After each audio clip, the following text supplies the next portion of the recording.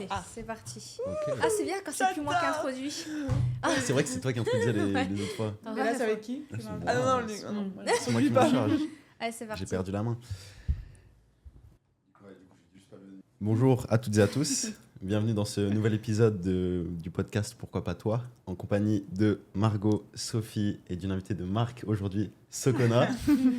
Très très contente de t'avoir dans le podcast aujourd'hui. Très contente d'être là. Merci d'être venue. Donc, très contente de te revoir aussi, Nicolas. Ah oui, ça c'est fait vrai. plaisir. Manqué, bah oui, c'est vrai. Le grand retour. C'est vrai, mais moi j'ai perdu la main carrément. Mais je suis trop content d'être de retour. Ouais. Ça fait trop plaisir. Trop bien. Donc comment vous allez, comment ça va Sokona? Bah écoute, ça va. Hein. À Dubaï, ça va toujours, j'ai envie de dire. Mais sinon, vrai. non, ça va. Il commence en plus à faire super beau, etc. Donc ça va. Ouais. Ouais. Sophie. Nickel. On est là, on est prêt, on nous l'a dit. Bah oui, du coup, pareil, tout va C'est très ça. bien, très en ça. forme. Trop cool. Toi aussi, Lucas, ça va? Moi ça va. Ouais, Ouais. content d'être de retour. Très content d'être de retour. Souvent quand on quitte Dubaï et qu'on revient, on est content de retrouver la ville. Clairement. Du coup, Sokona, est-ce que ça te dérangerait pas de te présenter pour les personnes qui ne te connaissent pas? Bien sûr. Donc, je me prénomme Sokona. Est-ce que je dois dire mon âge? Je suis sûre que je suis la plus vieille, là. Tu penses? Ah oui. Possible. Je sais pas, ça dépend. Sophie, t'as quel âge? Ou tu le dis pas? Si, moi je peux le dire, j'ai encore 26 ans. Moi, j'ai 24. Dès que Ah non, je suis trop vieille. Je peux pas dire mon âge, là. T'as quel âge, toi, Mais non, Lucas? ça Pareil, va. 24. Ouais, j'ai 24, pareil. Bon, bah moi aussi, j'ai 24. C'est moi la plus Tu vieille. rajoutes 10 ans, mais sinon tout va bien. Eh ben. Voilà, 34 ans, je suis maman de 2 enfants, entrepreneuse depuis fin 2016. Et puis voilà, et puis je vis ma best life. Je sais pas, qu'est-ce que tu veux savoir? Je veux savoir un peu peut-être ce que tu fais actuellement comme business. Ouais. Peut-être parler un petit peu de ton parcours, comment tu en es arrivé à faire ce business-là et pourquoi Ok. aujourd'hui peut-être tu es à Dubaï et comment tu te développes actuellement. Ok. Alors du coup, à la base, moi j'ai lancé ma marque SoCup en 2017. Donc on propose des protections périodiques pour les femmes et on les accompagne dans leur intimité, que ce soit pendant les menstruations, l'allaitement, etc. Cette marque cartonne, hein, tout se passe bien, Dieu merci. Et depuis 1 an maintenant, je propose aussi des accompagnements. Ouh là là.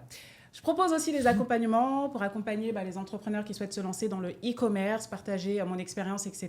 Je fais aussi du mentorat depuis peu. Et voilà. Et puis, du coup, j'ai décidé d'habiter à Dubaï depuis 4 ans et demi maintenant. On s'est installé en 2019 et l'idée, c'était vraiment de vivre pleinement sa vie. Et puis, c'est vrai que Dubaï, ça avait été un coup de cœur quand on était venu avec mon mari il y a quelques temps. Et pour le bien-être de nos enfants, etc., on a décidé de s'installer ici sans regret depuis 2019, comme je te disais. Magnifique, depuis Voilà. 2019 au Ouais. soleil. Ouais. Je sais que tu as un parcours très intéressant, surtout comment tu as lancé ta marque, comment tu t'es développé. Est-ce que tu pourrais nous en dire un petit peu plus par rapport à ton passé avant l'entrepreneuriat? Ouais, c'était quoi le déclic carrément. et pourquoi tu as voulu lancer SoCup? Ouais. Alors du coup, moi là-bas, j'étais dans une carrière sociale. Donc j'ai fait un BTS économie sociale et familiale, ensuite un diplôme d'État. Et le dernier poste que j'ai occupé, c'était un poste d'assistante sociale à l'hôpital. Et vraiment, c'était hyper difficile. Et j'étais vraiment fatiguée parce que finalement, en fait, on se prenait la misère des gens en pleine face. Mais en fait, avec les politiques et puis tous les changements qu'il y avait, en fait, il y avait de moins en moins de budget. Donc finalement, on se prend la misère des gens, mais on n'a pas vraiment de solution, d'option pour eux. Et franchement, j'étais hyper épuisée. Et j'avais cette soif de liberté, de travailler pour moi, etc. Et c'est comme ça que je me suis lancée, en fait, au final, tout simplement. Excellent. Ouais, c'est intéressant Ouais. de voir que tu viens pas dans peut-être d'une famille qui était vraiment axée entrepreneuriale de base. Pas du tout. C'est dans le social. C'est ça. Et mon père était ouvrier. Je l'ai vu toute sa vie faire les 3-8. Donc, mon héros, vraiment. Et ma maman faisait des ménages. Donc, vraiment une famille très modeste, mais très heureuse. Voilà, on n'a pas manqué de grand-chose. Et voilà. Donc, ouais, rien à voir avec l'entrepreneuriat, le business, le commerce. J'ai tout appris sur le tard, quoi. Inspirant. C'est aussi le cas pour vous ou pas, Sophie et Margot? Est-ce que vos familles sont dans l'entrepreneuriat? Non, moi, mes parents sont profs tous les deux. Enfin, mon père était prof, maintenant il est plus ou moins dans l'entrepreneuriat aussi. Enfin, il est dans l'entrepreneuriat aussi. Il a lancé, en gros, il a fait une reconversion pour devenir. Il était hyper passionné par les neurosciences, par la performance, et du coup, il s'est lancé dans l'accompagnement des sportifs de base et maintenant des entrepreneurs aussi. Et du coup, il m'aide aussi avec mes clientes dans ma formation, donc c'est très cool. Et t'es prof Mais de quoi? base, ils étaient profs tous les deux et ma mère, elle est toujours tous les deux de profs des écoles. Ils se sont rencontrés dans une école? Non, ils se sont rencontrés avant. à leurs 17 ans, je crois. Ils ont le même parcours pro, c'est Bah incroyable. ouais. Oui, Bah, en bien. fait, de ce que je me souviens, de ce qu'il m'avait raconté, c'est que mon père savait pas quoi faire. Et du coup, il s'est dit, bah, je vais faire comme Allez. ma mère. Et Ah, du c'est coup, vrai. ils se sont Je suis retrouvés d'accord. tous les deux. Et puis voilà. C'est trop Mais ils sont chou. ensemble Voilà. depuis Non, qu'ils ils sont plus ensemble là. Hein, par contre. Ah, Ouais, c'est- mais ouais, c'est ça quand va. même chou. Oui, c'est chou quand même. Ouais, C'est chou quand Mais ils même. s'étaient rencontrés quand ils avaient 17 ans. Oui, voilà, au lycée. Mais ils se sont mis ensemble dès leurs 17 ans. Ouais, direct. Waouh. Direct. Combien de Ouais. temps? Et ben 25 ans, je pense. Hein. Ils sont plus ensemble depuis 6-7 ans, je pense. D'accord. Donc en vrai, ils ont eu quand même Ouais. un beau parcours, mais ils s'entendent Ouais. très bien, là tout va bien, donc c'est c'est cool. l'essentiel. C'est cool, en vrai. Franchement, Mais du coup, fonctionnaire, donc pas très un Ouais. entrepreneur mindset, Mm. quoi. Ouais. Mais bon. Bah, moi, pareil aussi. Ouais. Famille, fonctionnaire, salarié. Donc, Pas Mm. trop de. Il n'y a pas de, un de vos parents ou peut-être les deux qui vous ont instauré une vision qui vous a drivé dans l'entrepreneuriat quand vous étiez plus jeune Moi, ou- zéro. non, moi, Non. Au moi contraire, ça a même. été très. Ouais, c'est ce que j'allais dire. Ça a été très, très dur. Tu sais, quand tes parents, ils ont plus peur que toi, tu as peur. Donc, ils Ouais, devraient vraiment ouais. te soutenir. Carrément. Mais C'est par ça. contre, moi, ma mère, elle a toujours été très. Elle a fait le tour du monde, elle a voyagé. Je pense cool. que c'est des valeurs qui, malgré tout, te poussent à vouloir être plus libre. Ouais, c'est c'est ça. ça. Ça t'ouvre l'esprit aussi, hein, Ouais, de voir ouais. un peu comment c'est différent en fait. Ouais, mes parents se Dans sont le monde. rencontrés en Allemagne. Ah ouais. Alors, attends. Bon. Ma mère est coréenne d'origine de la Corée. Ils se sont rencontrés en Allemagne. Mon père travaillait là-bas, elle faisait des études. Après, elle s'est installée aux États-Unis et ils m'ont eu en Pologne. Et on... Waouh. Eh ben. C'est- grave des voyageurs. Et après, on s'est installé à Paris. Et puis voilà, here we are. Des années ouf. plus tard. Ouais. Donc C'est- voilà. Et la petite Sophie est née. Et toi, Sokona, vis-à-vis de tes parents Du coup, toute la partie entrepreneuriale, pas du tout. Voilà, comme je disais, ils étaient salariés et puis ils se sont rencontrés au Mali et sont arrivés en France dans les années 80. Et voilà. Ok. Et comment ils ont vécu du coup, enfin, comment ça, par rapport à toi, ton business, ton évolution, est-ce qu'ils t'ont soutenu dès le début, est-ce qu'ils avaient peur pour toi au Ouais, début ils avaient un peu peur hein, parce Ouais. que que ça. Ouh là là. Ils avaient un peu peur dans le sens où c'est vrai qu'on est habitué au schéma où CDI, voilà, t'as ton salaire, t'es Ouais. tranquille, j'étais fonctionnaire. Donc pour eux, ça fait un peu peur, mais tu vas quitter ça pour faire ça, est-ce que t'es sûr, etc. Donc voilà, mais après, j'étais tellement, je pense, confiante et dans l'euphorie du truc que de toute façon, je pense que personne ne pouvait m'arrêter. Quoi. Mhm. donc voilà. Trop Ah bien. ouais, Intéressant. te lancer, tu l'as pas mal vécu, t'as pas eu des gens qui n'ont pas cru en toi, qui... Pas du tout, j'ai eu des gens qui se sont un peu moqués, etc. Parce que c'est vrai que la thématique que j'avais choisie, elle était Ouais, assez c'est vrai. spéciale Ouais. quand même, hein, les règles, les menstruations, et c'était très très tabou à l'époque. Là, ça Mhm. commence un peu à se démocratiser. Ouais. Donc c'est vrai que j'ai eu beaucoup de personnes qui se sont moquées, etc. Mais après, en fait, au final, moi, je me soucie tellement pas de ce que les gens pensent ou disent, parce que vraiment, je me dis, c'est ma vie, en fait. Si je laisse les gens décider, Oui, oui. bah, en fait, Ouais, bien sûr. voilà, je fais ce que eux ils veulent, et à la fin de ma vie, ah mince, pourquoi je les ai écoutés, quoi. Ouais. Donc, Mais le fait que voilà. tu étais fonctionnaire, ça t'a pas fait peur de te dire je quitte totalement, il n'y a pas plus stable que le Ouais, métier de ouais. fonctionnaire. Ouais, Là, la on passe sécurité d'un de l'emploi, c'est le, Ah ouais, enfin, ouais, C'est la promesse. Ouais, c'est Mm. ça. Mais c'est vrai que dans le social, de toute façon, même si t'es pas fonctionnaire, tu as toujours du boulot, il y a beaucoup à faire. Et en tout cas, à mon époque, c'était pas du tout compliqué. Moi, j'ai changé de boulot plein de fois et j'ai vu pas mal de choses, etc. Et j'ai jamais mis plus de 2 semaines pour trouver un nouvel emploi. Mm. Donc c'est vrai que je me disais, je me suis même pas dit au pire si ça marche pas, mais je savais qu'en tout cas, revenir dans le social, c'était pas hyper compliqué. Et du coup, non, ça m'a pas vraiment fait peur, entre guillemets. Et puis, moi, je me suis toujours dit aussi, si je décide pas de changer les choses, j'aurai toujours les mêmes résultats. Donc non, cette stabilité, elle me faisait pas plus ou moins peur. Et aussi, la chose aussi très importante, c'est que mon conjoint aussi gagnait bien sa vie. Donc ce qui faisait que dans tous les cas, même si ça marchait pas pour moi ou autre, le loyer était payé, Non, mais c'est etc. important, ça. Donc Ouais, voilà, c'est il y avait quand même un sécurité, équilibre. hein. J'étais pas en mode sac à dos, allez, je me lance, je sais pas Ouais. comment je vais payer mon loyer, etc. Il faisait quoi Donc il y avait quand même ça. ton conjoint Il était closer à l'époque Mm. pour des infopreneurs. Ok, Ah, trop voilà. tu stylé. J'ai connais envie dans le bien. business. Ouais, il Non, mais connaît ouais, bien c'est ouf. le secteur, ouais. Ouais, j'imagine Trop qu'il stylé. il a dû te pousser aussi à te lancer, toi, de ton côté. Ouais, franchement, il m'a toujours soutenu. Je le remercie et ouais, franchement. Trop bien. Ouais. Excellent, excellent. Mm. C'était quelque chose que tu avais. C'était inné, cette soif de découvrir, de faire de nouvelles choses, ou bien c'est quelque chose que tu as juste à développer avec le temps? Quand tu étais peut-être plus jeune, est-ce que tu avais déjà ce trait de caractère? Ouais, parce que vraiment, quand j'étais plus jeune, je m'en rappelle, à l'école primaire, j'étais un peu la commandante. Donc, c'est moi qui décidais à qui on parlait, à qui on parlait pas, etc. Donc, j'ai toujours eu, en fait, finalement, ce côté un peu entrepreneur, ce côté où je m'écoute et ce côté dirigeant. Donc voilà, mais c'est vrai que pendant des années, je savais que je voulais entreprendre, je savais que je voulais travailler pour moi, mais en fait, j'avais pas d'idée. Et franchement, pendant des années, je disais, mais qu'est-ce que je vais faire ? Qu'est-ce que je vais faire ? J'ai pas de talent, etc. Et ça m'est venu un peu comme ça au niveau de l'idée de la J'allais cup. dire, l'idée, Voilà. elle est venue d'où ? Pourquoi ce domaine-là ? Mais, Comment ça Tout s'est passé ? hasard. Ouais. En fait, c'est que moi, ça faisait des mois et des mois que j'utilisais la cup menstruelle. Et c'était un produit vraiment qui avait changé mon intimité, ma vie. Je kiffais le produit. Et un jour, j'étais en vacances avec ma sœur et ma belle-sœur. Et du coup, ma belle-sœur avait ses règles, elle était dégoûtée, elle pouvait pas se baigner, etc. Et moi, j'ai dit, mais t'as pas la cup. Et là, en fait, j'avais ma cup. Donc, je fais une présentation. Je dis, mais ça change la vie. Tu sais pas, tu insères, t'es tranquille et tout. Et elles se sont regardées, elles se sont dit, mais toi, quitte le social et va vendre des cups. Et elles explosent de rire. Et moi, je regarde, je dis, mais lumière! Mais c'est bon, c'est ça que je vais faire! Et en fait, ça a été tellement évident. Je me suis dit, mais ce produit, j'y crois. Il a changé ma vie. Je sais qu'il peut changer la vie de plein de femmes. Mais c'est ça que je vais faire, en fait. Et ça faisait des mois et des mois qu'à chaque fois, j'étais un peu frustrée. Parce que je voulais bosser pour moi, mais je ne savais pas quoi faire. Et là, en fait, tout s'est illuminé. Je me suis dit, c'est bon, c'est ça que je vais faire. Tout part d'une présentation Tupperware, quoi. Voilà, c'est ça. vraiment. Vraiment, en plus, je le faisais vraiment de manière humoristique, quoi, tu vois. Ah, trop bien. Et voilà.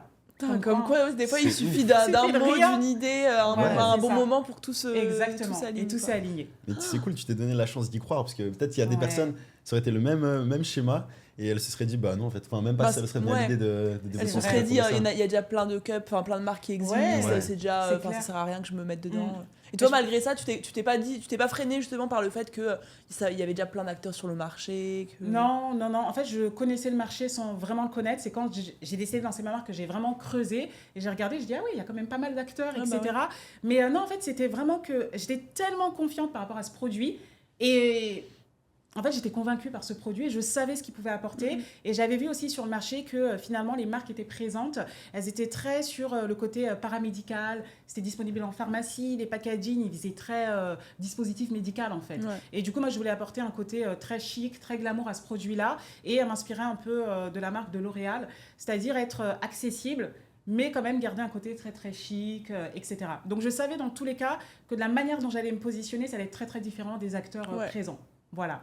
Trop cool. Excellent. Ouais. Et c'est quoi, à tes débuts, les plus grosses galères ou désillusions auxquelles tu as fait face quand tu as commencé à lancer la cup, le business? Ah bah c'est la réalité quand tu te lances, parce qu'au début tu es dans l'euphorie, ouais je vais lancer ma marque, je vais faire le million, etc. Mais après il y a la réalité, comment tu fais, dans quel ordre, l'aspect financier aussi, parce que j'ai dû avoir presque 10 000 euros pour lancer le moule de ma cup menstruelle, 10 000 euros que je n'avais pas bien entendu, j'étais assistante sociale, je gagnais 1 500 euros par mois net, Wow. donc voilà en fait j'ai eu plein de difficultés, j'ai été aussi bloquée par l'aspect financier, où c'est vrai que ça m'a manqué, par moments où du coup, je sentais que ma vitesse de croisière n'était pas comme je le souhaitais parce que j'avais ces contraintes financières. Ok. Voilà. Mais en dehors de ça, franchement, c'est que du positif. En fait, tu apprends, tu refais, tu te trompes, etc. Mais voilà, moi, j'ai pas vécu comme quelque chose d'hyper dur. Je le faisais en fait un peu au feeling. Et aussi, quand je me suis lancée, j'ai pas arrêté tout de suite mon boulot. Donc voilà, comme je disais, je suis pas allée en mode sac à dos. Donc je bossais à côté. J'avais en tout cas mon salaire. Et à côté, je développais à mon rythme SoCup. C'est fou. Voilà. C'est fou. Est-ce que tu penses qu'il faut être passionné par le produit que tu développes quand tu as un e-commerce? Je pense que c'est plus simple parce que en fait cette énergie, cet enthousiasme, tu le partages. C'est-à-dire que moi, j'étais aussi sur une marque de personal branding, donc on me voyait beaucoup, on me voyait préparer les colis, etc. Je faisais pas mal de live pour répondre aux questions, etc. Et je pense que ça se sentait. Et du coup, les gens se disent, ouais, elle est tellement enthousiaste, etc. Et elle croit tellement au produit, je vais essayer, go.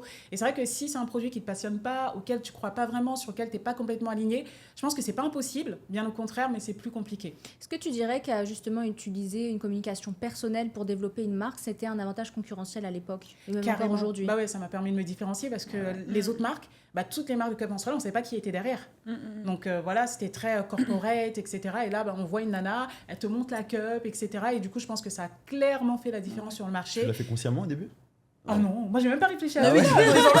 J'imagine, tu te poses pas les Marketing, questions. com, tout Ok. ça, non, j'ai vraiment, c'est comme ça, quoi. J'étais au feeling. Et Ouais. c'est après coup, quand j'intellectualise les choses ou que j'en parle, je me dis, ah, mais en fait, t'as fait la recherche-développement, t'as fait ci, t'as fait ça. Et en fait, c'est des gens qui mettent des mots sur ce que moi je faisais. Mais moi, j'étais dans l'euphorie. Ouais, en juste fait, tu du, testais. voilà, tu- je veux partager mon produit, je veux lancer ma marque, on y va. Et voilà. Trop bien. Et aujourd'hui, tu dirais que ta marque repose encore principalement sur ton image ou tu t'as décorrélé un petit peu Non, toi et là, ta j'ai marque? vraiment fait la Ouais. distinction parce qu'il fallait aussi que je laisse la place aux équipes. C'est-à-dire qu'aujourd'hui, on a des community managers, on a des personnes, on a beaucoup de personnes qui travaillent chez SoCup et j'avais aussi besoin et envie de leur laisser la place et moi me concentrer aussi sur d'autres projets. Bien sûr. Donc la bascule, elle s'est fait en douceur. Et là, aujourd'hui, il y a plein de gens qui découvrent après coup que c'est moi la fondatrice de SoCup. Donc 2-3 ans après, mais ça fait 3 ans que j'ai été produit, je savais pas que c'était toi, etc. Donc voilà, on est moins sur du personal branding, mais il y a encore cet aspect-là. Mais de toute façon, c'est super important quand on... Parce qu'en fait, avec le personal branding, ça c'est obligatoire, on va toujours atteindre un palier de verre, surtout pour une marque, assez rapidement. Même si ça peut être un tremplin quand on se développe, justement, au moment plus on grossit, plus il faut se détacher. Je parle souvent de l'erreur de Thibaut InShape qu'il a fait, il a développé sa marque de produits de sport liée à son personal branding. Alors c'était très bien de le faire au début, sauf qu'il ne s'est pas détaché assez vite, ce qui fait qu'il a tout de suite atteint un palier. Et c'est pour ça que sa marque, clairement, elle fait 500 fois moins d'argent que ce qu'elle devrait, parce qu'avec un potentiel comme il a, les leviers personal branding qu'il a, il aurait dû faire beaucoup mieux en fait. Mais d'où l'importance en fait d'utiliser le personal branding, que ce soit pour une marque ou pour soi-même, peu importe les projets personnels. Et ensuite, une fois qu'on a atteint ses premiers objectifs, 2e, 3e palier, etc., au fur et à mesure, faire comme toi, se détacher. Mais quand on dit se détacher, ça ne veut pas dire disparaître non plus de la marque, parce qu'au contraire, les gens aiment, je pense, en tout cas, aiment voir des humains derrière, aiment avoir les behind the scenes, qu'est-ce qui se passe, mais c'est juste qu'après les communications, il faut juste les adapter et elles changent au niveau, en fonction de l'évolution. C'est ça, mais ça permet toujours de connecter. Tu vois, par exemple, les live shopping, c'est toujours moi qui les fais. Des fois, je prends la parole en mailing, etc. Et puis, voilà, les gens savent, en fait, pour la plupart, que je suis là. Et du coup, ce qui est marrant, c'est que des fois, tu vas avoir une cliente, elle va avoir un couac avec une personne du SAV. Et ensuite, elle va venir me voir, moi, en MP, me dire, oui, telle, elle m'a dit ça, je comprends pas, pourquoi je peux pas échanger le produit, machin. C'est vraiment, c'est comme si, ok, je vais aller rapporter à la boss, de toute façon, je peux le faire, etc. Donc, je dis à mes équipes, j'ai un œil sur vous, hein. Moi, j'ai des snipers partout, donc faites attention, on me dit tout, hein. Donc c'est top. Et vous êtes combien aujourd'hui à travailler dans On est une dizaine à travailler quotidiennement. Après, on travaille avec pas mal d'agences, etc., sur des sujets spécifiques. Et voilà. Sokona devrait nous donner des conseils en recrutement parce qu'elle est trop forte pour ça. Ouais. Non, ça c'est compliqué. C'est horrible, c'est largement le plus dur. C'est long, mais une fois que tu as trouvé une perle, en tout cas... Après, il faut savoir la garder aussi. Voilà, faut la chouchouter. Ouais, faut savoir la garder de ouf. Vraiment, l'aspect financier, ça a joué énormément. Mais oui, bien évidemment. Voilà, les prétentions salariales, etc. Il faut tout faire pour la garder. Et voilà, mais c'est vrai que la recherche de personnes fiables, qui tiennent la route, etc., c'est très, très compliqué. Et moi, au début, je me suis vraiment fait avoir avec Instagram, etc. C'est qu'en fait, les gens te promettent monts et merveilles. Tu vois leur contenu, tu te dis, mais ils connaissent trop de choses, c'est trop bien. Et après, dans les faits, mais tu vois que c'est toi qui les formes, quoi. Tu vois carrément. Et du coup, c'est marrant. Donc, du coup, maintenant, je me fais plus du tout avoir avec les beaux discours sur Instagram, les paillettes, Twitter, etc. Voilà, où tu dis, les gens, ils sont experts. Et finalement, dans le concret, non, en fait, ils connaissent pas. Carrément. Et tu dirais que ton équipe, c'est majoritairement des gens qui te suivaient de base ou tu as été les chercher à l'extérieur de ta communauté ? Non, pas du tout. Il y a de tout. Il y a de tout. Trop bien. Ouais, le recrutement, c'est un truc dont on parle quasiment à chaque podcast. Je sais que c'est vraiment la bête noire de tout le monde, surtout pour un entrepreneur. Et c'est ce que je dis à chaque fois. Sokona me dit, j'ai trouvé une agence, elle est incroyable, j'ai trouvé telle personne, elle est incroyable. Je dis, mais tu les trouves. C'est du temps. Avant d'avoir cette incroyable, je suis passée par combien de... Généralement, mes clients, c'est plutôt l'inverse. Ils vont me dire, ça fait 3 fois que je change de prestataire, j'en peux plus, j'ai perdu telle somme d'argent. Les gens, hyper difficile. Mais du coup, toi aussi, en fait, c'est juste qu'aujourd'hui, maintenant, ça y est, t'es rodé, mais toi aussi, t'es passé par beaucoup de prestataires. Beaucoup, et aujourd'hui encore, des fois, on prend un prestat et puis hop, c'est un loupé. Mais c'est vrai que maintenant, j'arrive mieux à filtrer et moins à me faire avoir, en fait, sur certaines choses. Et c'est vrai que maintenant, je demande, en fait, des résultats avant de commencer avec la personne. Exemple concret, par exemple, chez SoCup, quand on cherchait une copywriter, pour la partie mail, etc. Ce qu'on a fait, c'est que pendant le recrutement, en fait, on leur a demandé, adressez-vous à la marque, voilà les infos, voilà les visuels, voilà ci, ça. Donc, bien entendu, ce temps de test, il est payé, on va pas faire travailler les gens gratuitement. Et après, on voit tout de suite, en fait, le niveau, etc. Et des fois, c'est drôle parce que la personne qui a le mieux présenté pendant l'entretien, qui avait le meilleur portfolio, etc., dans les faits, c'était pas forcément celle qui avait le mieux écrit, qui a mieux compris la sensibilité de la marque, etc. Donc là, c'est des choses qu'avant, je ne faisais pas du tout. Pareil, quand je cherchais une community manager, voilà. Et pareil, je lui dis, voilà, tous les éléments, mon drive, tu as toutes les infos, crée-moi 5 posts. Voilà, un réel, un carrousel, un machin. Et tu fais passer ça à 5-6 personnes. Et tout de suite, tu vas voir en fait le niveau des personnes. Donc, il faut vraiment les mettre dans l'inconfort et voir ce qu'ils valent vraiment. Donc, ça permet de gagner du temps. Toi, tu fais pas ça, Margot. Bah non, mais là, si. Alors, moi, je recrutais. Oui. Parce qu'en gros, je dois recruter une nouvelle coach pour mon programme, une coach recrutement. Ouais. Et là, j'ai fait un truc hyper carré. Alors, une première vague, alors, avec la fiche de poste hyper détaillée, avec toutes les informations, tout ce qu'il faut dessus. Oui, j'ai vu ça. C'est pas moi qui l'ai faite, mais c'était hyper carré. Ouais. Et donc, ensuite, un formulaire avec plein de questions, plein de choses auxquelles je devrais répondre. Il y a Méline, enfin en gros 3 personnes de mon équipe qui regardent les formulaires, qui font une première présélection. Ensuite, il y a une phase d'entretien avec chacune. Et ensuite, il reste, je sais pas, genre 5 à 10 personnes à qui on fait faire un test, comme tu dis, un test de... en gros, propose-nous, si là, il y a une fille qui arrive devant toi et qui te dit, je veux lancer un business, mais j'ai pas d'idée, je sais pas quoi faire, j'ai aucune idée. Comment est-ce que tu l'accompagnerais ? Par quelle question tu lui poserais ? Quel exercice tu lui ferais faire pour voir un peu les compétences ?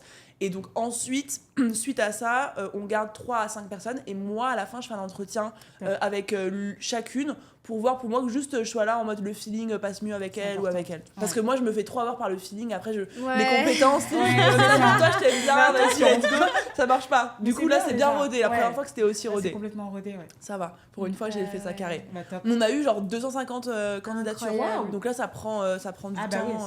Ça prend du temps. Un peu plus de temps que prévu, mais bon. Énorme, c'est cool. Énorme. Ouais. Pour en revenir à ce que tu disais tout à l'heure, Socona, tu t'es détaché un peu de ta marque en termes de personal brand. Tu le consommes sur quoi, mettons, ton personal brand ? Tu communiques sur quoi principalement ? Je communique plus sur mon compte perso que sur le compte SoCup parce que je travaille et j'ai envie de développer toute la partie formation, accompagnement des entrepreneurs parce que je me rends compte que vraiment je kiffe faire ça en fait. C'est vraiment ma zone de génie de voir des personnes qui au début n'avaient pas très confiance en elles, qui croyaient pas trop en leurs produits, etc. et les voir en fait éclore et se développer. Je trouve que c'est magnifique et avoir un impact dans la vie de ces personnes, je trouve ça dingue en fait. Donc je suis vraiment en train de développer plus la partie maintenant accompagnement entrepreneur, etc. Et là, depuis quelques semaines, j'ai commencé aussi le mentoring. Et franchement, j'ai l'impression que je suis vraiment dans ma zone de génie. C'est vraiment ce qu'il me fallait. Et c'est ce que je ne voulais surtout pas faire. À chaque fois, je disais ça à mes équipes, mais moi, c'est mort. J'échange pas du temps contre de l'argent. Je crée des systèmes, etc. Et là, en fait, j'échange finalement du temps contre de l'argent. Mais je kiffe. Donc, je le fais à petite dose. Je prends à peu près 5-6 accompagnements par mois. Et je pense que je ne ferai pas plus parce que c'est quand même très, très intense. Mais je kiffe tellement. Et je suis la première surprise parce que je ne voulais plus échanger du temps contre de l'argent. Mais tu factures ça plus cher du coup ou même pas Je pense que je suis dans la fourchette haute. Mais c'est ça ta question, hein, oui, savoir c'est ça. Si je facture. Ouais, je suis dans la fourchette haute. Parce que tu échanges ton temps contre de l'argent et que tu fais, j'imagine, des bons revenus à côté, si vraiment tu donnes ton temps, ça j'ai pas le choix en fait, c'est ça. Et ça me permet aussi de trier tout de suite, que ça soit très très sélectif. Et je me dis, voilà, ça fait quand même 7 ans que je suis dans l'entrepreneuriat, donc l'expérience, les contacts, etc. C'est vraiment un plus pour la personne. Et voilà, donc c'est vrai que c'est du high ticket. Je peux pas. C'est normal. Hein. Et en même temps, je me dis, mais en fait, je passe 2 heures avec toi sur ton business, etc. Mais ces 2 heures, si je le passe sur mon business, je gagnerais plus. Donc je suis obligée, je peux mettre un taux horaire à 50 euros, tu vois. Donc voilà, parce que c'est 2 heures que je ne passe pas sur mon business, sur mes équipes. Mais du coup, c'est que 2 heures ou c'est 2 heures par semaine ? Je dis 2 heures en moyenne. En fait, l'accompagnement, il est en plusieurs étapes. La première, c'est toute la partie audit. Donc là, pour l'instant, c'est moi qui le fais, mais je vais former mes équipes à le faire. Donc je regarde les réseaux sociaux, le site internet, je partage toutes les pistes d'amélioration que j'ai pu observer. Après, il y a une visio, donc pendant 1 heure, 1h30, où là, on va vraiment voir les problématiques et puis faire un plan d'action précis. Et ensuite, la personne reçoit un rapport écrit. Donc ça, pareil, là, pour l'instant, c'est moi qui le fais un petit peu. Mais après, c'est mes équipes qui vont le faire quand elles seront formées. Et après, 1 mois après, on se rappelle pendant 20-30 minutes pour faire le point sur les actions, etc. Donc c'est pour ça que je dis en moyenne, c'est à peu près 2 heures. Mais voilà. Ok, cool. Faut vraiment qu'il y ait du kiff, c'est important. Parce que comme avec Sophie, si tu peux très bien, en 2 heures, tu gagnerais beaucoup plus si tu mets sur ton business qu'en mentoring. C'est quelque chose que vous, les filles, vous moi, j'allais dire, Margot, toi, moi, j'en fais un petit peu. J'en ai aussi 3-4 par mois en même temps. Mais pareil, c'est un prix quand même, c'est relativement élevé. Mais ça reste toujours moins rentable que si je les mettais aussi sur mon programme Boost on Biz. C'est juste parce que je kiffe aussi, tu vois. Parce que Boost on Biz, je suis hyper ciblée sur les personnes qui lancent leur activité, du coup. Et je kiffe. Mais à côté de ça, quand j'ai des femmes qui sont déjà bien plus avancées, les aider à scaler, à se développer, c'est hyper rapide. C'est des croissances qui sont ouf. Vois tout de suite, et voilà, tu fais vite un résultat hyper impressionnant chez ces personnes-là. Donc c'est aussi un kiff perso, quoi. Mais toi, tu les as spontanément, dans le sens où tu fais pas de promo. ou pour ça? Non, je fais pas de promo. Voilà, de temps en temps, je dis bon bah voilà, j'ai une place qui va s'ouvrir s'il y en a, mais régulièrement j'ai des demandes et du coup j'ai très souvent pas de place vu que j'ai pas envie d'en prendre plus que 3-4. Du coup je recontacte celles qui m'ont contacté dans les mois derniers et puis très souvent elles prennent comme ça quoi. Ouais, c'est ça, et c'est hyper intéressant aussi, parce que moi, pareil, dans ma formation, c'est plus des personnes qui se lancent, qui savent pas trop quel produit choisir, etc. Et là, d'avoir des personnes qui sont déjà en place, et en fait, la moindre action peut leur permettre de vraiment c'est ça. tout augmenter. Parce que je me rends compte qu'avec quelqu'un qui, on s'en est tous rendu compte, je pense, mais quand tu démarres de zéro et que tu veux atteindre 3 000, 4 000, 5 000, c'est hyper dur, c'est long, t'as pas le mindset, t'as pas confiance, tu poses trop de questions, t'as plein de problèmes. Une fois que t'as réussi à faire, 5 000, 10 000, que t'as passé ce premier palier, c'est juste des petits détails, des petits trucs à améliorer et tu peux directement faire x5 hyper facilement. C'est ça. De toute façon, on dit souvent que c'est plus compliqué de passer de 0 à 10 000, par exemple, que de faire 10 000 à 200 000. Ah ouais, c'est grave. Qu'est-ce qui a changé dans ta vie, Sokona, depuis que ton business il a commencé à vraiment bien tourner, depuis peut-être que tu t'es installée à Dubaï? Tout, j'ai envie de dire. Vraiment, déjà, j'ai pris beaucoup plus confiance en moi. Je me rends compte que vraiment les seules limites que j'avais, en fait, c'était moi qui me les fixais. Là, je me rends compte que finalement, je suis capable de faire énormément de choses. J'ai appris beaucoup sur moi aussi, beaucoup sur l'humain, et puis aussi de pouvoir gérer mon planning, m'organiser avec les enfants, etc. C'est une chance que j'ai. Je suis extrêmement reconnaissante de ça, de vivre aussi dans la ville que j'ai choisie, dans le quartier que j'ai envie, etc. Et du coup, je trouve ça juste incroyable. Et vraiment, oui, ma vie a littéralement changé depuis que je suis à mon compte et que mon entreprise tourne avec ou sans moi, quoi. Excellent. Et puis, est-ce que ça a changé quelque chose en termes de peut-être lifestyle, de dépenses Je sais que t'es toujours très chic, t'es toujours très très chic. Toutes des femmes un peu coquettes, j'aime trop ce mot, coquette. Et est-ce que ça a changé quelque chose? Ça a changé, c'est bien, c'est que là au moins je peux me faire plaisir sans vraiment compter. C'est-à-dire qu'à l'époque, moi j'ai toujours été fan de luxe, etc. Mais avant, je devais économiser presque 1 an pour pouvoir m'acheter un sac, etc. Et là, c'est vrai que voilà quoi. C'est beaucoup plus agréable ça. Et voilà quoi. Ouais, franchement, c'est bien. T'as raison. Toi aussi, Sophie, je sais que tu kiffes le luxe. Ouais, malheureusement. Non, par contre, c'est pas que je kiffe, mais je me dis... En fait, moi, je voyage tout le temps, donc je voyage avec une valise. Donc, je suis très minimale dans ce que j'achète. J'achète peu, mais du coup, je vais acheter des pièces plus chères. Que ce soit vêtements, sacs ou chaussures, vu que franchement, dans la valise, j'ai la place pour 5 t-shirts. Donc, si j'achète quelque chose, il faut que je sois sûre que je le garde très longtemps. C'est ça. Non, c'est ça. Carrément. C'est ça. Mais c'est cool. Mais par contre, toi, Margot, il me semble que t'étais pas quelqu'un qui était trop luxe. Non, moi, pas du tout. C'est récemment. Pas du tout. Moi, récemment, là, ces dernières années, en vrai, de base, je me disais, moi, le luxe, jamais, enfin, ça m'intéresse pas du tout. Pourquoi? Mais par contre, je sais pas, je m'intéressais pas du tout à ça. Par contre, je me disais, si j'ai de l'argent, je veux le dépenser dans des expériences, dans des beaux hôtels. Ça, je me suis toujours dit que j'avais trop envie de le faire. Et du coup, je l'ai fait, c'était trop cool. Et finalement, en fait, de fil en aiguille, je me suis dit, je me suis intéressée un petit peu. Et puis finalement, je me suis laissée porter, quoi. Voilà. Mais ça me va très bien, C'est une motivation en plus, en fait, de se dire, tu peux avoir la liberté de t'acheter ça si t'as envie, sans avoir à, comme tu dis, économiser 10 ans. Ouais, c'est ça, c'est cet cool. aspect de plus compter. Oui, franchement, ça, c'est une sensation qui est vraiment très agréable et je la souhaite à tout le monde de pouvoir vivre sans compter. Ou très peu compter. Voilà. Des fois, très peu compter, oui, parce que Ça voilà, dépend. ça dépend voilà, le moi, niveau. j'ai des folies, alors Oui, voilà. voilà. Je sais pas, me dire, mais toi, t'es capricieuse. Moi, je suis pas venue ici pour souffrir. C'est tout ce que je mérite, en fait. Voilà, c'est tout ce que je mérite, c'est la vie que je mérite, ok. On dit ça à chaque épisode. Moi, je suis pas venue ici pour souffrir. Non, mais c'est clair. C'est quoi la pire folie que t'as faite? Ah ouais. Oh my god. Birkin. Non, franchement, mine de rien, ça ouais. reste assez raisonnable. C'est-à-dire que par exemple, les pièces de luxe que je vais choisir, etc., je sais que c'est des trucs qui sont durables, que je sais qu'ils vont prendre de la valeur aussi. Okay. Je ne vais pas acheter des choses que je sais que... si un jour je suis en galère, j'ai besoin de cash ou quelque chose, je ne peux pas le revendre. Voilà, donc c'est quand même assez raisonné. Et après, ça va être des petits caprices plus... dans la maison, voilà, la déco, des fois j'ai envie de tout casser, etc. Et voilà, donc là par exemple j'ai une nouvelle passion, ma cuisine est bien, mais j'ai envie de tout casser, j'ai dit non, moi je veux du blanc, je veux plus de poignées, etc. Et voilà, et là par exemple mon mari me dit mais t'es capricieuse, etc. J'ai dit non, mais moi j'ai besoin de me sentir bien, je bosse de la maison. Après j'ai tous les arguments du monde à chaque fois quand je fais une dépense. donc voilà. Si tu peux te le permettre. Mais c'est oui, grave. c'est ça. Oui, On va s'en priver. Moi, Ouais, j'ai c'est tout le ça, temps je dis, mais je ne veux pas être la plus riche du cimetière. Donc, Non, mais vraiment. Vraiment, voilà quoi. Ah, c'est intéressant comme... ouais. Je connaissais pas cette expression. C'est très bien quand tu veux dépenser. La plus riche du cimetière. Parfait moyen de te faire déculpabiliser de... Mais oui. Ouais. Et du coup, Dépenser. mais par contre, du coup, tout ce qui est... donc, tes plus grosses dépenses, c'est... Ok, j'imagine maison, Ouais. cuisine, ok, mais est-ce qu'il y a des achats vraiment... Moi, genre la une voiture Non, franchement, ça va. Ça, je reste assez soft. Voilà, j'ai une belle voiture, mais après, je suis pas dans le truc toujours plus. Parce que c'est vrai que ça, c'est aussi un danger. Ouais, c'est vrai. Des fois, de vouloir plus. Et c'est vrai qu'au départ, moi, quand j'avais des très bons résultats avec SoCup, j'étais à un moment dans cette dynamique où je courais, en fait, après toujours des paliers. Allez, le million. Bon, maintenant que j'ai fait million, 2 millions. Maintenant, ci, maintenant ça, etc. Et en fait, je me disais, mais je vais où avec tout ça et pourquoi je fais ça? Et quand j'ai pris le temps de refaire une introspection et de réfléchir vraiment à ce que j'avais besoin et qu'est-ce qui est important pour moi, je me rendais compte qu'en fait, cette course aux richesses, elle est sans fin. Et à un moment donné, il faut comprendre pourquoi on fait les choses et Ouais, qu'est-ce c'est qui est clair. vraiment le plus important. Est-ce que c'est de toujours amasser plus d'argent ou avoir le temps aussi de profiter de cet argent, de profiter de ses proches, etc.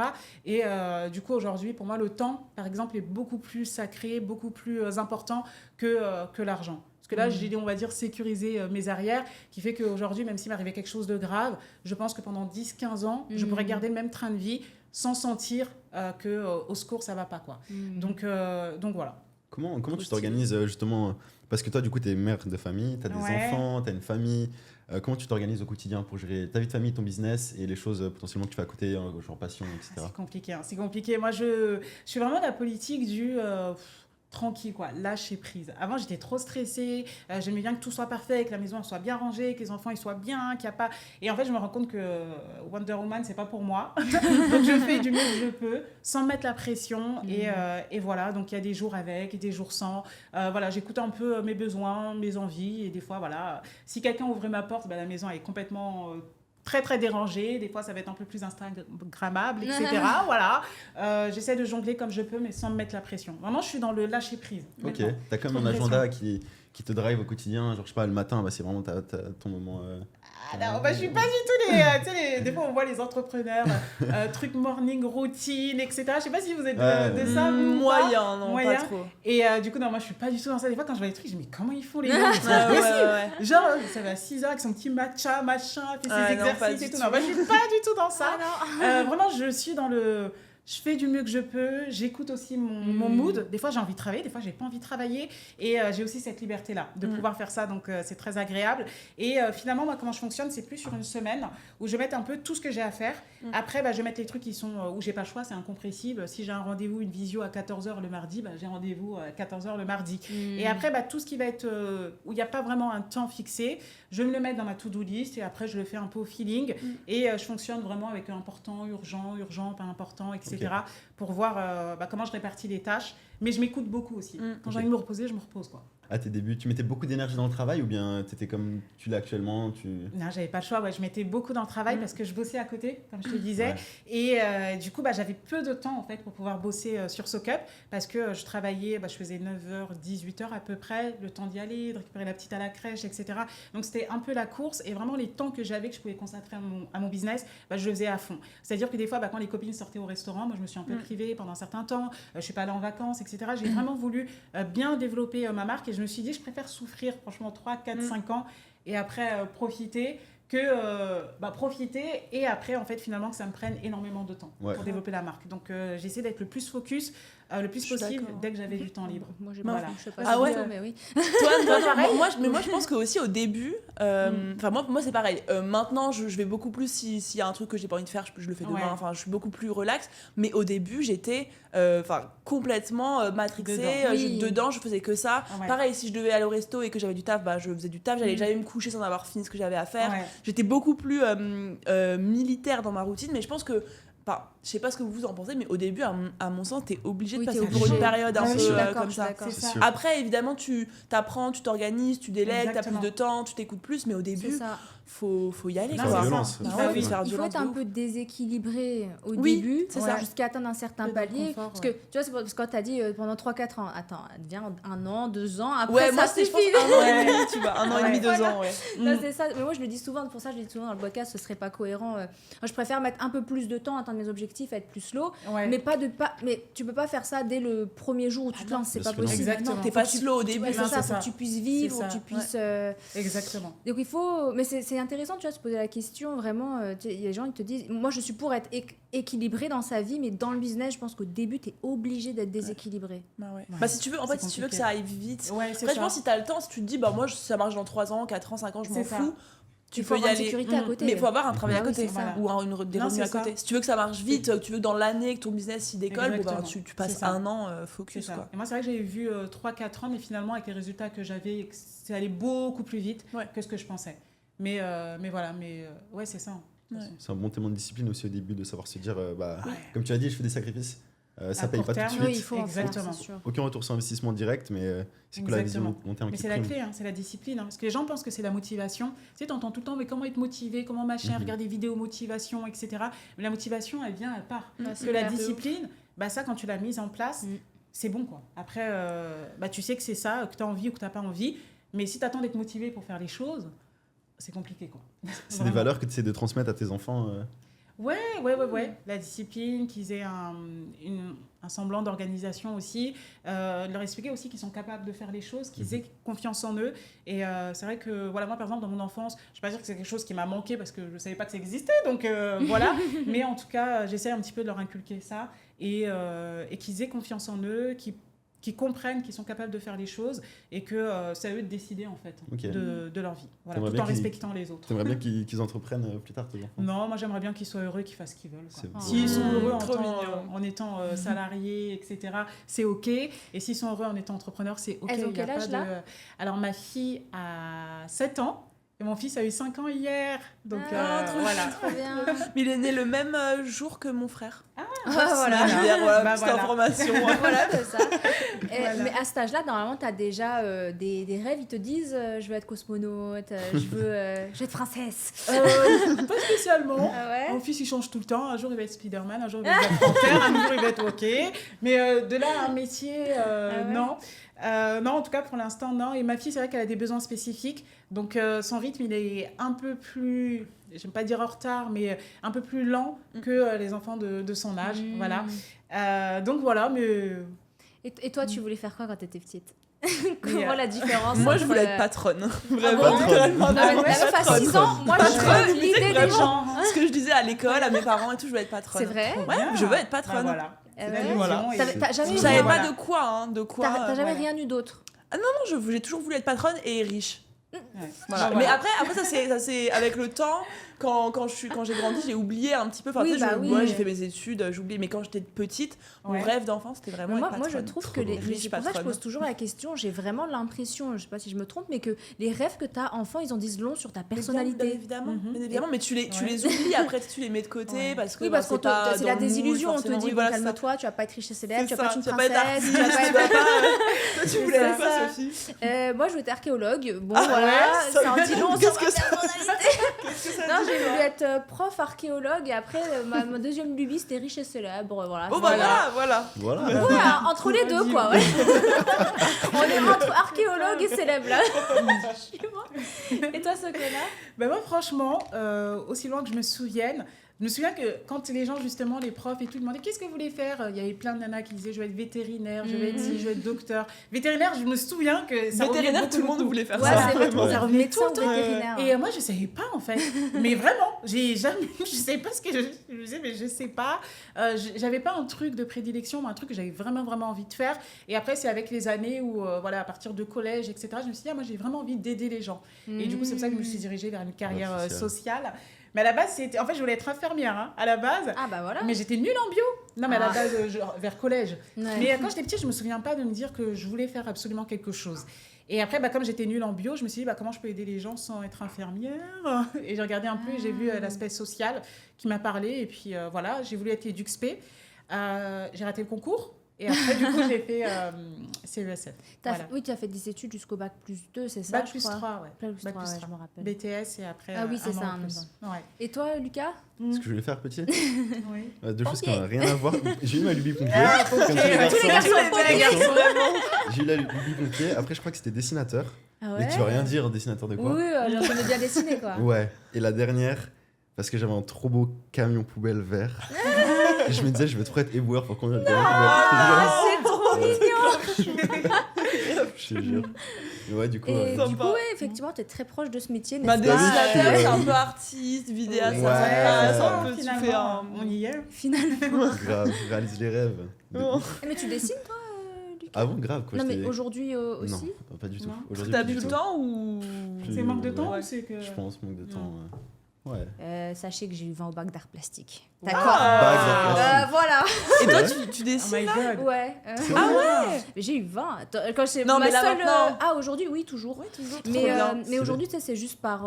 Genre, Oui, par exemple, quand je fais des calls avec des clients, je fais des gribouillis à côté. Ah, Quand on est en call ensemble, tu fais des. Ouais, peut-être pas avec toi, Ouais. mais. peut-être avec ce connard.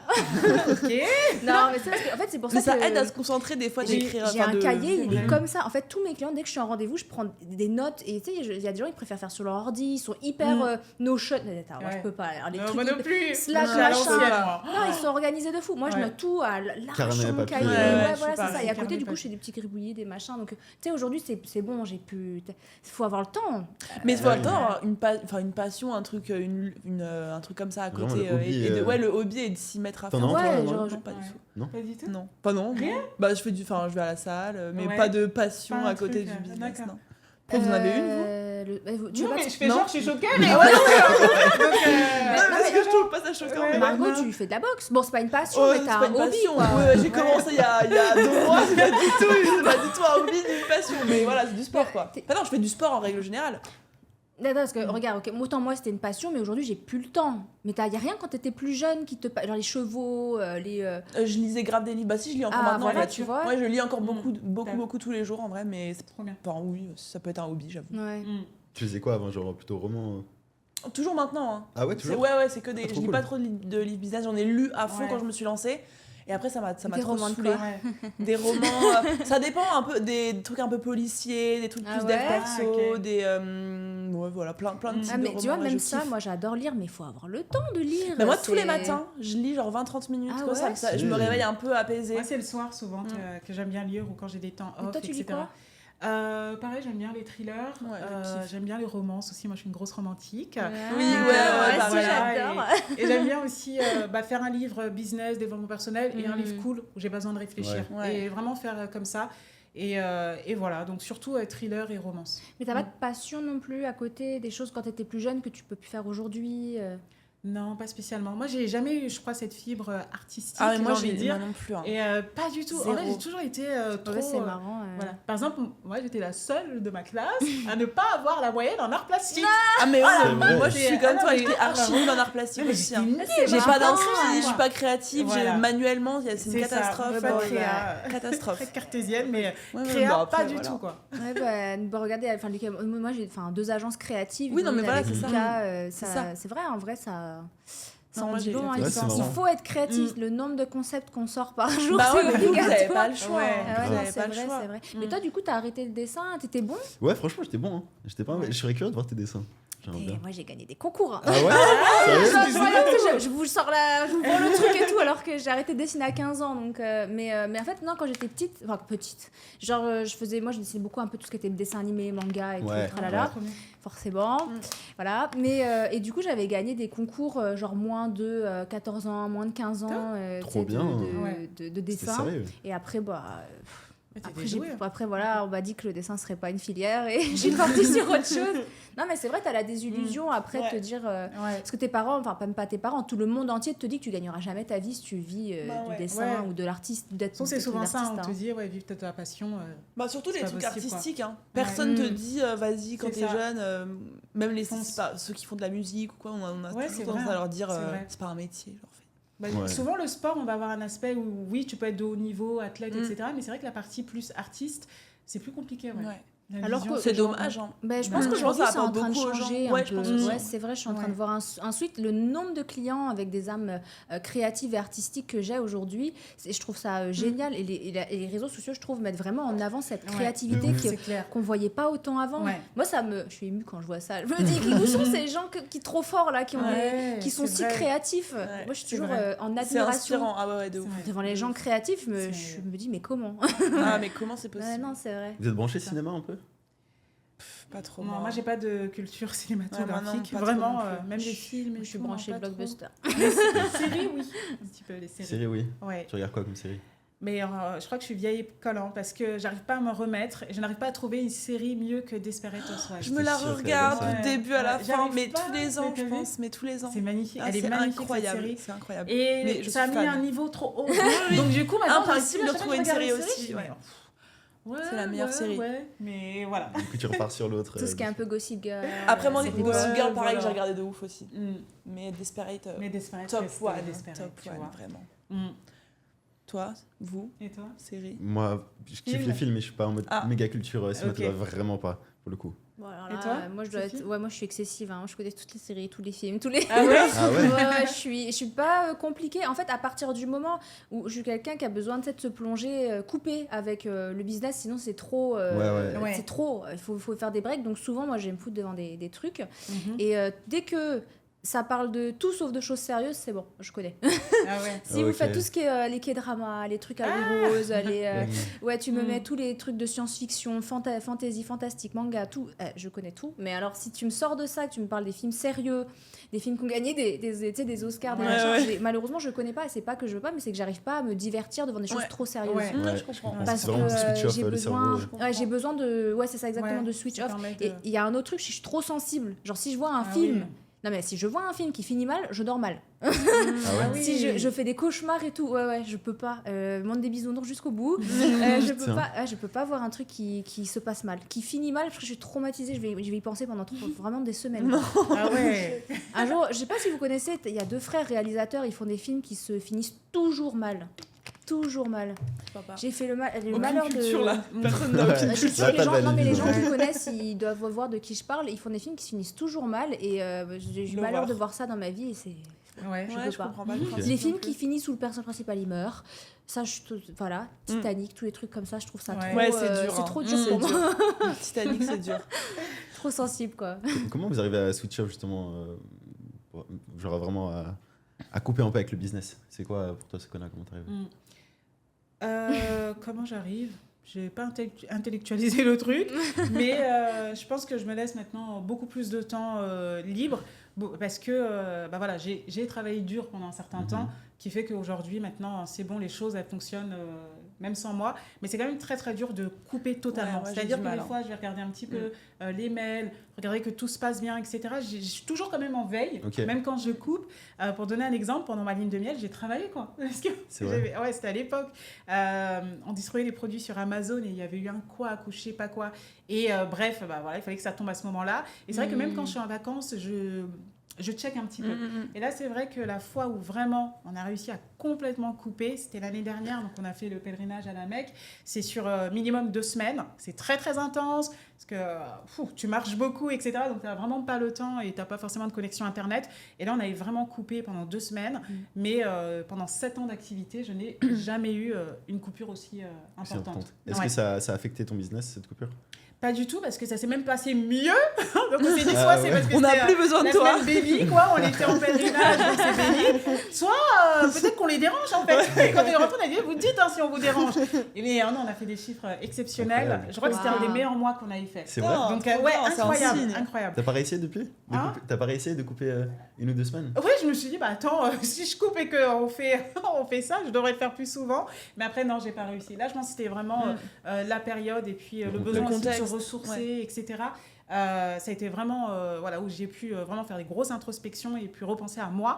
Mais en dehors de ça, non, j'ai pas réussi à recouper. Ok. Vraiment, totalement, et je pense que j'y arriverai plus. Là, c'est que j'avais une vraie excuse, une vraie raison, mais sinon, je sais pas, vous avez non, moi impossible. Je regardais Margot. toujours en veille. Ah, moi c'est impossible.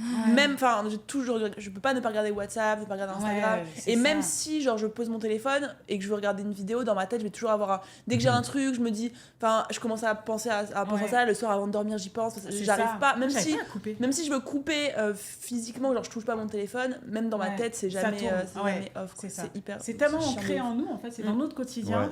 Que c'est compliqué de couper, Et toi Mais moi, justement, j'essaie d'aller marcher, de faire mes 10 000 pas. Ah, mais quand tu penses à... Enfin, moi, je pense à mon business quand je marche. Justement, il y a un truc, c'est pas grave de penser à ton business, parce qu'au contraire, marcher, ça peut ordonner tes pensées. C'est juste de pas prendre ton téléphone avec toi. Qu'est-ce que c'est dur. Pour ça, du coup, j'essaie d'aller le soir tard, quand j'ai plus de messages. Parce que bon, il n'y a pas trop des gros soucis qui éclatent à 22h, tu vois. Généralement, ça va. Mais c'est là où j'ai l'impression que même si je vais penser à mon business, j'ai l'impression vraiment d'avoir pris un réel temps. Parce qu'en fait, j'ai l'impression que c'est notre téléphone qui beaucoup. Non, c'est ça. Qui nous crée ce truc. Parce qu'on n'a plus d'utilisation perso de notre téléphone. Instagram, c'est pro, WhatsApp, c'est pro. On bosse, en fait. Nos feeds, c'est toujours des trucs pro. Donc, en fait, t'es toujours la tête dedans. C'est vrai que moi, j'ai désactivé les notifications. Ah oui, moi aussi. Et ça fait du bien. Comme ça, tu reprends un peu le contrôle dessus et c'est toi qui décides quand tu y vas. Sur WhatsApp, pareil, avant, je pouvais visionner un petit peu le message. Là, maintenant, j'ai vraiment enlevé tout ça. Et c'est vrai que ne pas du tout prendre le téléphone, je trouve que ça aide aussi. Moi, le soir, vraiment vers 20h, 21h, je ne sais même pas où est mon téléphone. Je coupe vraiment, ça me fait vraiment du bien. Vraiment. Et après, je me mets en mode avion le soir. Pas évident. Bon. Ouais, c'est pas facile, mais ça fait vraiment du bien parce qu'on est vraiment esclave de ces machines, je trouve. C'est abusé. Moi, j'ai aussi essayé de jeter dans la consommation aussi des réseaux, avoir un compte pro et un compte perso. Parce qu'en fait, si tu mélanges les deux, en fait, tu n'as plus de vraie pause. Donc, en fait, quand je vais scroller sur mon compte perso, je sais qu'il n'y a que des bêtises et j'ai pas besoin d'être... Parce qu'en fait, comme vous savez, pour créer du contenu, moi, je recommande aux gens de consommer. Donc, si tu es continuellement en mode on, j'active mon cerveau pour consommer, pour ensuite pouvoir recréer moi-même, en fait, même quand tu consommes, déjà consommer, ça utilise ton cerveau. Si en plus, il faut que tu le fasses pour le business. Du coup, j'ai séparé les deux. J'ai un compte où j'ai que des conneries, des chats, de la nourriture, des machins. Et là où je sais que je regarde zéro, je me dis pas, oh tiens, je vais refaire le même, machin, business truc. Je scroll de manière comme une teubée. Et après, j'ai mon autre à côté qui est très pro là quand je scroll. Et même, tu sais, j'en parle dans ma formation, je vous dis, même parfois quand ça m'intéresse pas, je fais exprès de rester dessus pour travailler l'algorithme. Pour me dire, je veux plus de contenu comme ça. Et du coup, mais là, voilà, je vous dis, là, c'est pas le même type de consommation. Donc, essayer de pas prendre son téléphone, essayer de faire attention à justement comment est-ce qu'on consomme les choses, faire des choses qui te permettent de couper, regarder des films, lire, etc. C'est tout, de toute façon, qu'est-ce qu'on peut faire de plus Je me faisais la remarque l'autre jour quand tu t'avais mis des stories sur ton compte perso. Je me disais pourquoi tu mets pas ces stories-là sur ton compte pro. Je lui ai dit quand on a mangé au restaurant japonais. Je sais pas de quoi on parle. Moi je suis de l'autre côté. Simplement, tu repostes les mêmes stories. Au moins, ça fait du lifestyle, c'est grave. Mais moi, je trouve ça trop bien. En plus, tu voyages dans des trop beaux endroits. Tu manges la bonne bouffe. Je rate quelque chose là. Non, mais en fait, parce que le problème, c'est que quand je poste que des stories de voyage, je ne compense pas avec du business. Et moi, je suis pas. Et le problème, c'est que je ne prends pas le temps de faire en fait, je suis trop occupée. Donc, quand je poste des trucs de voyage, je m'en fous. Je poste à la again, je regarde pas et je poste juste. Sauf qu'en fait, il faut quand même penser à l'image perçue, l'image qu'on veut avoir auprès des gens. Si toutes mes stories, je suis en train de chiller, littéralement, c'est pas que je suis en train de chiller, c'est que c'est juste ce que je montre. Donc, si je fais ça, le problème c'est que je peux le faire mais il faut que je compense avec autre chose et du coup vu que je ne compense avec rien je ne poste pas et je me trouve dans la situation où je ne poste rien parce que t'es obligé de penser à l'image perçue que tu vas avoir. C'est vrai, même si aujourd'hui je passe plus de temps à travailler qu'à chiller, vu que mes stories tu montres que le meilleur de tout ça, donc ma fois où je suis au resto, machin, au truc, si je poste que ça, on va penser que je fais que chiller. Mes clients en premier d'ailleurs, ils vont penser que je poste jamais. Moi je trouve au contraire, donc, ça apurait ton image. Ah ouais, moi je pense que quelques-unes. Oui, non mais je suis d'accord, quelques-unes. Là c'est vrai que je suis trop extrême. J'ai dû zéro. Genre j'ai dû visiter 20 pays l'année dernière, j'ai posté 0 story. On ne voit rien. Ouais, oui, non, c'est dommage. Là, on était à Dubaï, le mois d'avant, on était en Thaïlande, on était à Singapour, là, je pars en Chine. Mais c'est dommage. Je pars voir ça, moi, puisque je suis pas dans le truc privé, là. Je vais t'ajouter ce connard. Je sais pas si je vais t'accepter, maintenant. Elle dit ça, elle follow 30 personnes sur Instagram. Moi, j'ai peur de follow après, de pas me faire follow back, tu sais. Non, mais après, moi, je sais pas, ça me... En fait, je pense que ça vient aussi des séquelles que j'ai dans mon passé où j'ai trop été blessée par les gens à qui j'ai l'impression que quand tu te dévoiles, et moi je dis aux gens de le faire, hein, parce que vas-y, écoutez ce que je dis, mais moi je fais pas ce que je dis, mais j'ai l'impression, tu sais, quand tu te dévoiles trop, j'ai toujours cette peur un peu avec des séquelles du passé que les gens vont l'utiliser contre toi. Et en vrai, c'est vrai, mais il faut juste que tu t'en foutes en fait. C'est ce que je dis à mes clients, je suis la première à dire mais non, au contraire, c'est ce qui te rend unique, mais moi je le fais pas. Plus facile. Mais tu devrais, hein, je pense, trouver un équilibre, mais ça peut être hyper intéressant. Et peut-être te mettre moins la pression aussi sur ce que tu fais. Je me mets pas la pression, c'est juste que j'y pense pas. Bah oui, voilà, mais par exemple, si tu te mets tous les 2 jours dans ta to-do list ou dans comment tu t'organises, faire une story et que tu réfléchis pas 4 heures à faire une bête de story, que tu fais une petite story vite fait, bah ce sera beaucoup plus chill et beaucoup plus facile. Ouais, je sais pas. Après, c'est juste qu'à l'époque, quand je publiais vraiment régulièrement, parce que la vérité, c'est pas en plus que je veux pas le faire, c'est que vraiment, je te jure, j'ai pas le temps. Genre, je te dis, quand publier une story. Ça peut prendre 5 minutes en vrai de faire une story. Bah si tu postes juste une photo. Non, mais voilà, si tu postes juste une photo de voyage, oui, mais. Un conseil ou un truc comme ça, où tu t'écris un texte. Ça, tu vois, j'ai pas le temps. Vraiment, un conseil, genre. Ça peut te prendre, si tu le veux, 10 minutes dans ta journée. Franchement, vous êtes vraiment des experts des stories. À l'époque. Toi, tu bombardes, Margot. Mais oui, mais moi, maintenant, ça me prend une seconde là, les gens qui me parlent de tes stories. Non, mais c'est vrai. L'habitude. J'ai l'habitude. Non, moi j'ai plein de gens qui me parlent de tes stories parce que parfois j'ai des clients que j'ai en suivi personnel et tout, et je leur dis ok, parce que en fait souvent quand je fais des stratégies de stories, ça j'en parle dans ma formation, je dis ok, si t'arrives pas à faire une stratégie de stories, on va commencer par le commencement. Quelle personne tu suis, dont tu regardes des stories activement, quotidiennement, de manière poussée, alors que tu ne leur as jamais parlé. Parce que c'est facile de suivre les stories des gens à qui tu parles tout le temps, parce que tu as un intérêt. Qui tu regardes, bon, il y a toujours 2 personnes qui reviennent, c'est vous 2. Vraiment. Et Margot, parce qu'elle a un following plus masculin. Je sais pas comment ça se fait, d'ailleurs, tu as beaucoup de femmes, et tu as des mecs qui te suivent. Aussi, quand même. Mais ça doit venir de... Non, mais quand je dis plus masculin, on s'entend que tu as toujours plus de femmes que d'hommes. Ah oui, largement. Mais toi, vu que tu es passé, je pense, vers sur Oussama et tout ça, tu as une base masculine qui te suit. Du coup, ton prénom, voilà. Exactement. Ouais. Donc ton prénom il revient et du coup on analyse comme ça pour que tu aies à créer des déclics et je leur dis mais ok, mais pourquoi, parce que tu ne leur as jamais parlé, qu'est-ce que ces gens tu prends de eux, tu vois. Et du coup il y a plein de trucs qui reviennent, mais il va y avoir effectivement la proximité, le fait que effectivement quand vous postez ça se voit que vous dites juste ce que vous pensez, vous en avez rien à faire de ce que les gens y pensent. Et c'est ça en fait qu'il faut faire, c'est cette spontanéité. Mais moi j'ai pas le temps, voilà. Moi je pense que t'as le temps, tu te donnes pas le temps. Je pense aussi, mais après voilà. Si j'avais le temps déjà je posterais, si j'avais le temps ouais, mais bon. Non, après, c'est une question de priorité. C'est une question de priorité. Mais c'est juste qu'aujourd'hui, mais est-ce que ça t'apporterait quelque chose? Enfin, la question, c'est est-ce que ton business se porterait mieux si tu le faisais ou pas? Ou est-ce que tu pourrais aller plus loin ou pas? Si c'est pas le cas, non, le fais pas, tu vois. Si c'est le cas, vas-y. Ouais, en fait, c'est ça. C'est qu'effectivement, bien sûr, si je me remets à poster, je suis la première à savoir que ça va changer la dimension de mon business, puisque je le faisais avant. Mais par contre, je me ressens pas dans le besoin, parce que comme vous le savez, je pense, j'ai tout le temps de la demande et mon agence, elle me prend tout mon temps. Donc en fait, je fais juste le strict minimum, histoire de dire salut, je suis pas morte, j'existe toujours. Mais c'est compliqué. Dans mon business model, moi, j'ai pas encore atteint le palier où j'arrive à pouvoir libérer du temps parce que je suis à fond vraiment dans mon agence. Donc, tu penses qu'un jour tu pourras trouver quelqu'un qui a la même capacité que toi à faire les stratégies, à avoir les idées encore. Ça doit être dur. Parce que ce que je disais, en fait, quand j'en trouve, ils sont au même niveau que moi et du coup, pourquoi ils travailleraient avec moi? Ouais, ils veulent c'est ça. Des gens meilleurs que toi. J'ai essayé même de recruter quelqu'un parce que je me suis dit, en fait, vu que je le fais pour tous mes clients, il faut que j'essaie de recruter quelqu'un qui peut faire ce que moi je fais à mes clients pour moi. Je n'arrive pas à trouver quelqu'un. Je m'en fous, je vais même voir un concurrent, j'en ai rien à faire, mais personne veut me prendre parce que du coup, je suis la concurrente. Mais du coup, aujourd'hui, toi, est-ce que ton taf, ça peut être uniquement la stratégie et genre tout le reste soit entièrement délégué, ou tu dois quand même checker ce que chacun fait, faire la gestion de projet, gérer les trucs? Le client, c'est trop important, je pense, dans ton business. En fait, c'est ce que j'allais te dire, c'est qu'aujourd'hui, je suis la seule, je pense, qui est vraiment capable de faire le suivi avec les clients directement, parce que dans un format agence, c'est vrai que la personne qui va dire, qui est en haut, c'est pas pareil que quand tu donnes un employé. Moi, je sais, quand je passe par des agences, si je deal pas directement avec le CEO, ça m'embête, tu vois. Donc, je sais pas.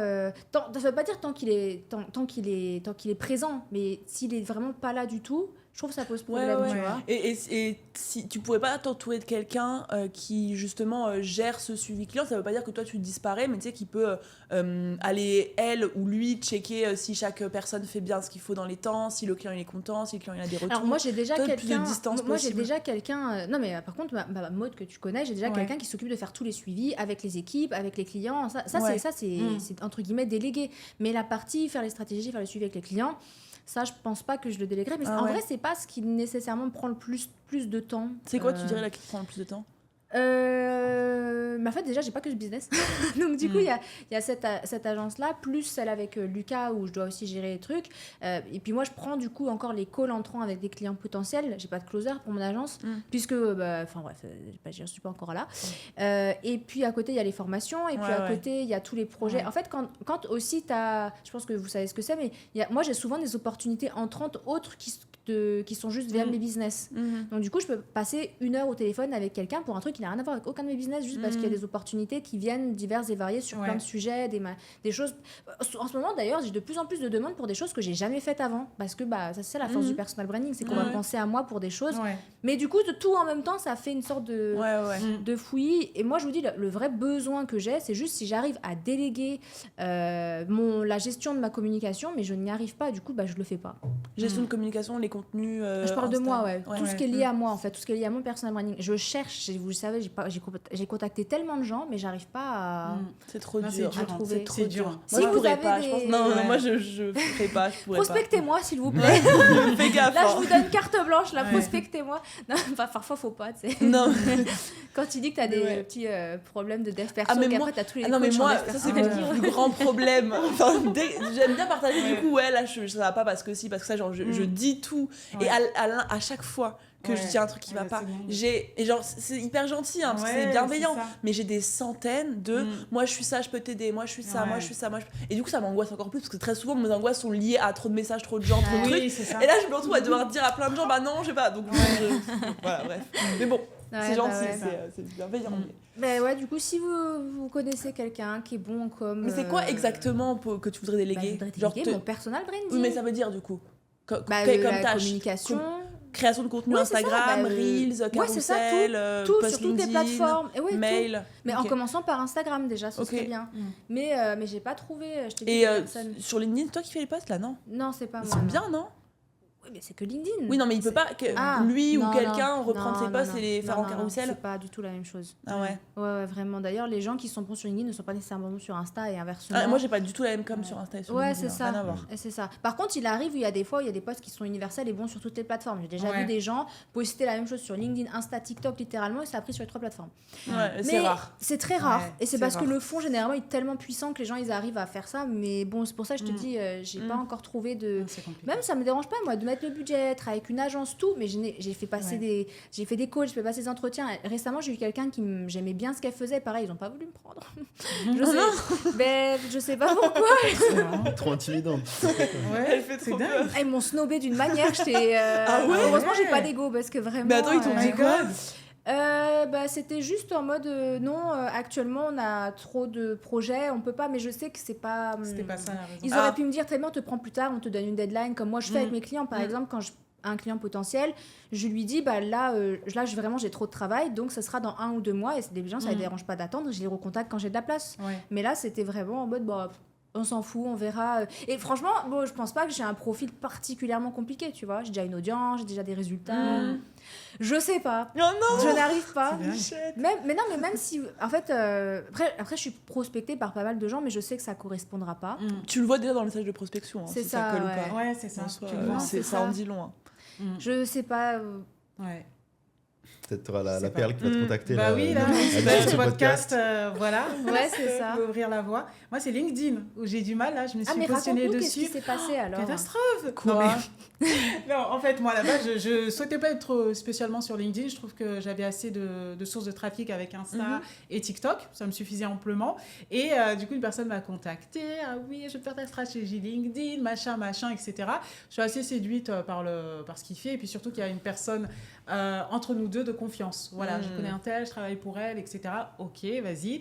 Il m'explique le truc. Au niveau du budget, ça me va, etc. Il lance le compte LinkedIn. Donc, la personne était censée poster tous les jours. Déjà, le ton, etc., on a eu vraiment du mal à s'accorder. Et après, ce qui s'est passé, c'est silence radio pendant 2 semaines ou 3, mort dans le film. Donc je me dis, j'espère qu'il lui arrivait quelque chose. Non, j'espère pas. C'est méchant. Je vais pas dire, j'espère qu'il lui arrivait quelque chose de grave. Mais j'espère qu'il a une vraie excuse, quoi. Ouais, Parce que, attends, mais comment ça, pendant 3 semaines, tu donnes pas de nouvelles à ton client? Et moi, en plus, j'ai fait la politique de truc. J'ai dit, mais je vais même pas te relancer, gars. Et je vais attendre que tu reviennes. Et ensuite, lui, je vais me le faire. Tu vois? Et donc, ça a mis 3 semaines. Et on revient comme une fleur. Il te dit Oui, quoi? alors Socona, ce mois-ci, je ne te facturerai pas puisque j'ai pas fait grand-chose, etc. Machin, un Le truc. culot. Oui, donc, attends, qui s'il m'a dit? Bon, je sais plus, mais bref, un truc. Je lui ai dit, mais en fait, non, on va pas continuer à travailler ensemble. Moi, c'est pas du tout ce niveau que je recherche, etc. Et du coup, là, mon LinkedIn est complètement à l'abandon. Et voilà. Et moi, j'arrive pas, je sais que j'ai pas le temps, pas l'énergie, etc., de réfléchir à une stratégie avec quelqu'un et que la personne me propose des postes, qu'on valide, qu'on retravaille ensemble, et ok. Mais moi, le faire, je n'ai vraiment pas le temps, Ça prend de l'énergie, Attends, mais LinkedIn. c'est chronophage, cette personne, elle avait une excuse ou pas? Elle t'a juste dit, j'ai Bon, pas je posté. ne vais même pas creuser, je lui ai dit ciao, quoi. Ah non, le social. Moi, j'ai quitté le social. C'est Non, lunaire. c'est bon, on n'en fait plus. Ça, des gens, ils ont un niveau de Non, mais professionnalisme, c'est choquant. C'est grave. Et C'est franchement, je choquant. pense que s'il n'y avait pas eu cette personne intermédiaire entre nous, me dire, bah, je la connais, je travaille avec elle, etc. Je pense que de toute façon, j'aurais même pas calculé parce que j'en ai tout le temps des demandes comme ça, des copywriters, des closers, des machins, etc. Je pense que vous aussi, en tant qu'infopreneur, vous en avez beaucoup. Et voilà. Mais là, j'ai dit, oh là là, le temps que j'ai perdu. En plus, je me suis lancée dessus. Du coup, après, pour abandonner, pas vraiment abandonner, je vais rechercher quelqu'un. Là, c'est vrai que j'ai du mal, par exemple, tu vois. Mais LinkedIn, je t'avais dit, c'est très cher. Ouais. Après, tu es supposé C'est avoir un les meilleur ghostwriters. retour sur Ouais, investissement, ouais. donc c'est pas très grave. C'est vrai que si tu investis 3 000, 4 000 par mois et que tu sais que ton retour sur investissement c'est 10 à 20 000 euros, c'est pas grave. Ouais, forcément. Mais malgré faut en tout, avoir, ouais. il faut que tu trouves quelqu'un Ouais. qui bosse bien, Non, qui a des c'est ça, garanties. ouais. Là, je suis en train de trouve que chauffer c'est ma- pas- Mais c'est copywriter, puissant, là. en vrai, LinkedIn. Hein. Ouais. Moi, là, je me suis mis... Ça fait même pas 1 an que j'y suis, ça doit faire peut-être Ouais. 8 mois. Et je pense que ça m'apporte... Elle est peut-être pas autant qu'Insta en termes de D'accord. clientes, mais ça commence à se valoir. Alors qu'Insta, j'y suis Ah, depuis top. quasiment 4 ans. Mais il y a Ouais. des gens qui Ça, disent. c'est trop puissant. Mais LinkedIn, LinkedIn. oui, c'est très C'est qualifié. hyper niché en fait. Ouais. Quand moi je vise des freelances, il y a que ça sur LinkedIn. Mm. Il y a que ça, donc Ah c'est ouais. hyper qualifié. Trop bien. Mais il y a des gens qui disent qu'ils ont beau avoir beaucoup d'abonnés, ils n'arrivent pas à. Sur LinkedIn Je pense que c'est Mais parce ils que n'arrivent toi, pas à tu sais convertir. vendre. Oui, mais c'est parce que moi je les amène toujours vers le challenge et c'est Ouais, le bah même oui. système Oui, en non, fait. mais C'est c'est ça. comme. Parce que Ton Insta. challenge, il est gratuit, c'est ça? Ouais, c'est ça. Je voyais le post récemment sur LinkedIn d'un mec qui avait, je sais plus, mais beaucoup d'abonnés, genre peut-être 30 000. Ouais. C'est beaucoup pour LinkedIn, Bah ouais, tu de vois. ouf, de ouf. Mm. Et il disait, bah, ce mois-ci, je vais vous raconter la vérité, c'est que je vais perdre mon dernier client et après ça, je n'aurai plus de source de revenus. Et genre, le mec a genre 30 000 abonnés, tu Ouais, vois. Et Ouais. je sais plus Ouais, ce mais qu'il comme faisait on dit, exactement. les Mais... abonnés, c'est pas des clients. Ah non, mais c'est vraiment vrai. pas. Donc, Et les gens, malgré ils ont tout. moins d'abonnés, mais ils gagnent Mm. beaucoup plus que des gens que tu vois à 100K, 200K, etc. Ah oui, oui, Et il y a des gens qui 100%. ne savent même pas monétiser leur audience. Mhm. Moi, je connais Ouais. plein de gens, Mm. j'ai travaillé avec beaucoup d'influenceurs, etc., bah, surtout pour SoCup. Mm. Et où après, bah, justement, ils me demandent des conseils business, etc., vu qu'ils voient Ouais. bah, voilà, mon chemin. Et en fait, je me rends compte, je me dis, mais c'est hallucinant. Attends, tu as cette audience hyper qualifiée, etc. Tu n'arrives même pas à faire 4 000 euros par mois. Ouais. Tu Ouais, vois c'est donc ouf, hein. non, Mais il y ça en a veut rien beaucoup, dire. hein. Et Ça c'est pour veut ça rien que dire. oui, il y a beaucoup de gens qui ont beaucoup de followers, qui ont des audiences en plus qualifiées, qui leur font Mm. confiance, qui machin, etc. Mais ils ne savent pas monétiser tout ça. Et voilà. Mais même des Donc, entrepreneurs sur LinkedIn, justement, bien comme sûr. quoi Ça, c'est. ouais, ouais, comme c'est quoi. fou. Moi, je te dirai tout à l'heure de qui je parle. Non, mais il y a vraiment des gens Mm. qui font beaucoup d'argent, même sur les autres plateformes, mais LinkedIn, ça leur Ah apporte ouais, rien. LinkedIn. Ouais, je pense qu'il faut le Et voir. à Toi, toi, tu c'est gères l'inverse. toute seule ou t'es Ouais, je gère top. tout seul. Et mais c'est pas du tout comme sur Instagram. C'est par exemple sur LinkedIn, je vais être beaucoup plus.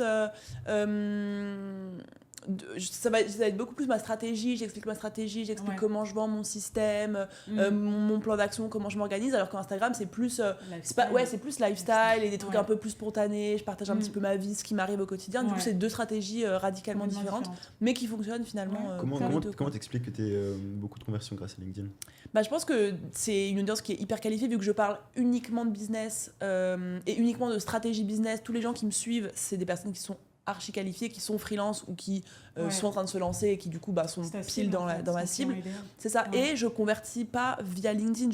Je convertis Oui. via mon challenge. Ouais, C'est toujours la même chose, c'est que vu que mon challenge, c'est un système qui convertit hyper bien, et ben que je ramène les gens d'Insta, de LinkedIn, Oui, c'est ça. c'est Ouais, ramener sur c'est le challenge qui et- les convertit et pas Ouais. mes posts. Ok. Tu vois, donc C'est ça. je pense que c'est pour ça aussi. Ouais, Ouais, ça c'est doit ça. jouer, ouais. Ouais, Mais c'est attractif en même Je temps. vends Tu vois, jamais une sur offre LinkedIn. gratuite, Ouais, machin. c'est ça. Mais c'est ça, quand tu essayes de vendre, bah, nous on le voit aussi sur les réseaux, Ouais, des gens qui ouais. veulent nous vendre leurs services, etc. Comme ça. ça marche non, pas. en fait, Mais c'est ça. je connais pas. Et même, calm vous voyez, même Et, en story Insta, genre oui. jamais je parle de Non, Boost on Biz en très mode peu. je mets jamais par exemple le lien pour acheter Non. Boost on Biz en story. Ouais. Ça m'arrive jamais. T'as pas Personne- par exemple des témoignages, C'est ça. machin. Et puis mais voilà. personne peut aller sur le site comme ça de Non, manière. c'est Non, il y a ça. soit Ouais. une discussion par DM, soit Ouais, le c'est ça. challenge, une Surtout pour des masterclass. offres à- on 3000 parle pas balles, d'un là, produit, c'est ouais, ça. on parle pas d'une culotte menstruelle, quoi. Exactement. Voilà, pour le coup, là, c'est Exactement. quelque chose qu'il faut travailler la personne, connecter, etc. C'est ça. Et voilà. C'est ça que c'est C'est très ça. très bien d'avoir des offres gratuites. Et ça, j'arrive pas à comprendre certaines personnes qui, quand ils se lancent, ils ont pas de trucs gratuits. Ou sinon, ils vont faire un e-book parce que tout le monde leur a dit fais un freebie. Ils vont proposer le freebie, mais derrière, il y a rien. En fait, la personne, tiens, ta checklist que tu as demandé, tiens, le e-book sans recette, je sais pas quoi, etc. La personne, elle reçoit. Et après, il n'y a plus rien. Il n'y a aucun flow, aucun machin. En fait, comment... Ces gens-là, en fait, comment tu les qualifies après ? Et ça, c'est hyper important. Je trouve qu'il y a plein de gens qui sont pas assez dans l'action de vendre, tu sais, qui font plein de trucs. Mais aller frontalement à chercher un client, c'est hyper difficile. Tu sais, ils vont faire des stories, ils vont faire des posts tous les jours, un post sur LinkedIn, un post sur Instagram, des freebies, des ci, des ça. Mais ils ont peur surtout. Aller directement, tiens mon offre, est-ce que tu la veux ? S'ils le font pas. Et du coup, forcément, ça marche pas. Vendre, c'est pas un gros mot, quoi. Mais c'est vrai que on a aussi cette vision non, mais c'est vrai. où la vente, c'est le mal. Si on vend, en fait, la personne, elle est perdante. Qu'est-ce qu'elle va perdre ? Qu'est-ce que machin ? On est toujours dans cette confrontation. Je lui alors prends que de l'argent. finalement, tu réponds à un besoin, en fait. Toi, tu proposes une offre et si la personne a besoin de ce service ou ce produit, elle le prend. Et c'est vrai qu'il faut revoir la vente différemment. Et des fois, même le vendeur, entre guillemets, est moins gagnant que l'acheteur. Et on a toujours cette impression que quand tu achètes, c'est le vendeur qui gagne et pas toi. Alors que si tu offres une prestation de qualité, c'est la personne en face qui est plus gagnante. Elle est plus gagnante que toi. C'est ça. Mais tu es obligé de switcher cette vision. Je pense qu'on l'a tous quand on se lance, de se dire oui, mais je peux pas envoyer un message, je peux pas parler de mon offre parce que je vais déranger, je vais saouler mon audience. Ça, les gens veulent pas déranger, je vais être mal vu, marchand de tapis, vendeur de rêve, etc. Alors que quand tu arrives à switcher et que tu te dis en fait non, j'offre une qualité de ouf et la personne en face elle en a besoin et je la force pas, je lui mets pas le couteau sous la gorge, c'est juste un échange de bons procédés, c'est ça. Mais il faut d'abord débloquer ça. Sinon, tu passes ta vie à faire des mini-actions partout, mais tu vas pas trouver des clients. Tu vas pas, quoi. Et c'est vrai, ça c'est clair. Et soit moi je dis, vraiment, l'état d'esprit, c'est plus de 80% du travail. Le reste, c'est des stratégies, tu peux prendre des personnes, etc. Mais déjà, avoir le bon mindset, te dire que tu es capable de le faire, d'être possible, de proposer ton offre, d'être sûr de ton offre, etc. Mais ça, c'est 80% du travail. Les gens ne se rendent pas compte. Et moi, je vois, par exemple, sur ma formation e-learning, où le premier module, c'est l'état d'esprit. J'explique pas mal de choses. Et les gens, ils se disent, c'est genre, mais c'est bon, je connais. Donc, ils commencent. Et la plupart, qu'est-ce qu'ils font ? Donc, il y a 12 modules. Le module sur la vente, le marketing, c'est le 11e. Ils vont directement dessus. Je vois sur les trucs de connexion. Donc, en fait, tu veux vendre, mais avant ça, tu n'as pas défini ta niche. Tu n'as pas défini ton client idéal. Tu n'as pas défini ton offre. Tu n'as pas compris ce qui te différencie des autres. Mais toi, tu vas directement dans le marketing. Moi, j'ai un truc dans ma formation. La première vidéo de ma formation, c'est si la formation elle a été construite comme ça, de cet ordre-là, c'est parce qu'il faut que tu passes par le 1, le 2, le 3, le 4 et tu aller directement à vendre. Là, mais c'est marrant ce que Sogona a dit parce que moi aussi, dans ma formation, souvent, je regarde les élèves qui regardent en premier. Je te jure, c'est vrai. C'est les études de cas.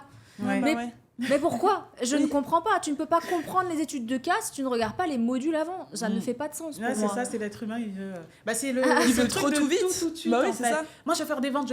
Mais avant de faire des ventes, à qui tu t'adresses ? C'est quoi ton offre ? C'est quoi ton prix ? Le prix, pareil. Mais comment tu veux vendre ? Si tu n'as pas de prix, tu n'as pas d'offre, tu n'as pas de public, à qui parler ? Littéralement, vraiment, on sait que... Moi, j'en peux plus de l'entendre parce que je sais que c'est vrai, tu vois, mais quand on te dit tout par le mindset, ça saoule, mais voilà. C'est bon, quand il nous parle, lui, le mindset, il paye pas les factures. Alors, t'en as marre d'entendre. Mais la vérité, la vraie, c'est que tout part de, effectivement, ton état d'esprit, comment tu te considères, quelles barrières tu te mets à toi-même.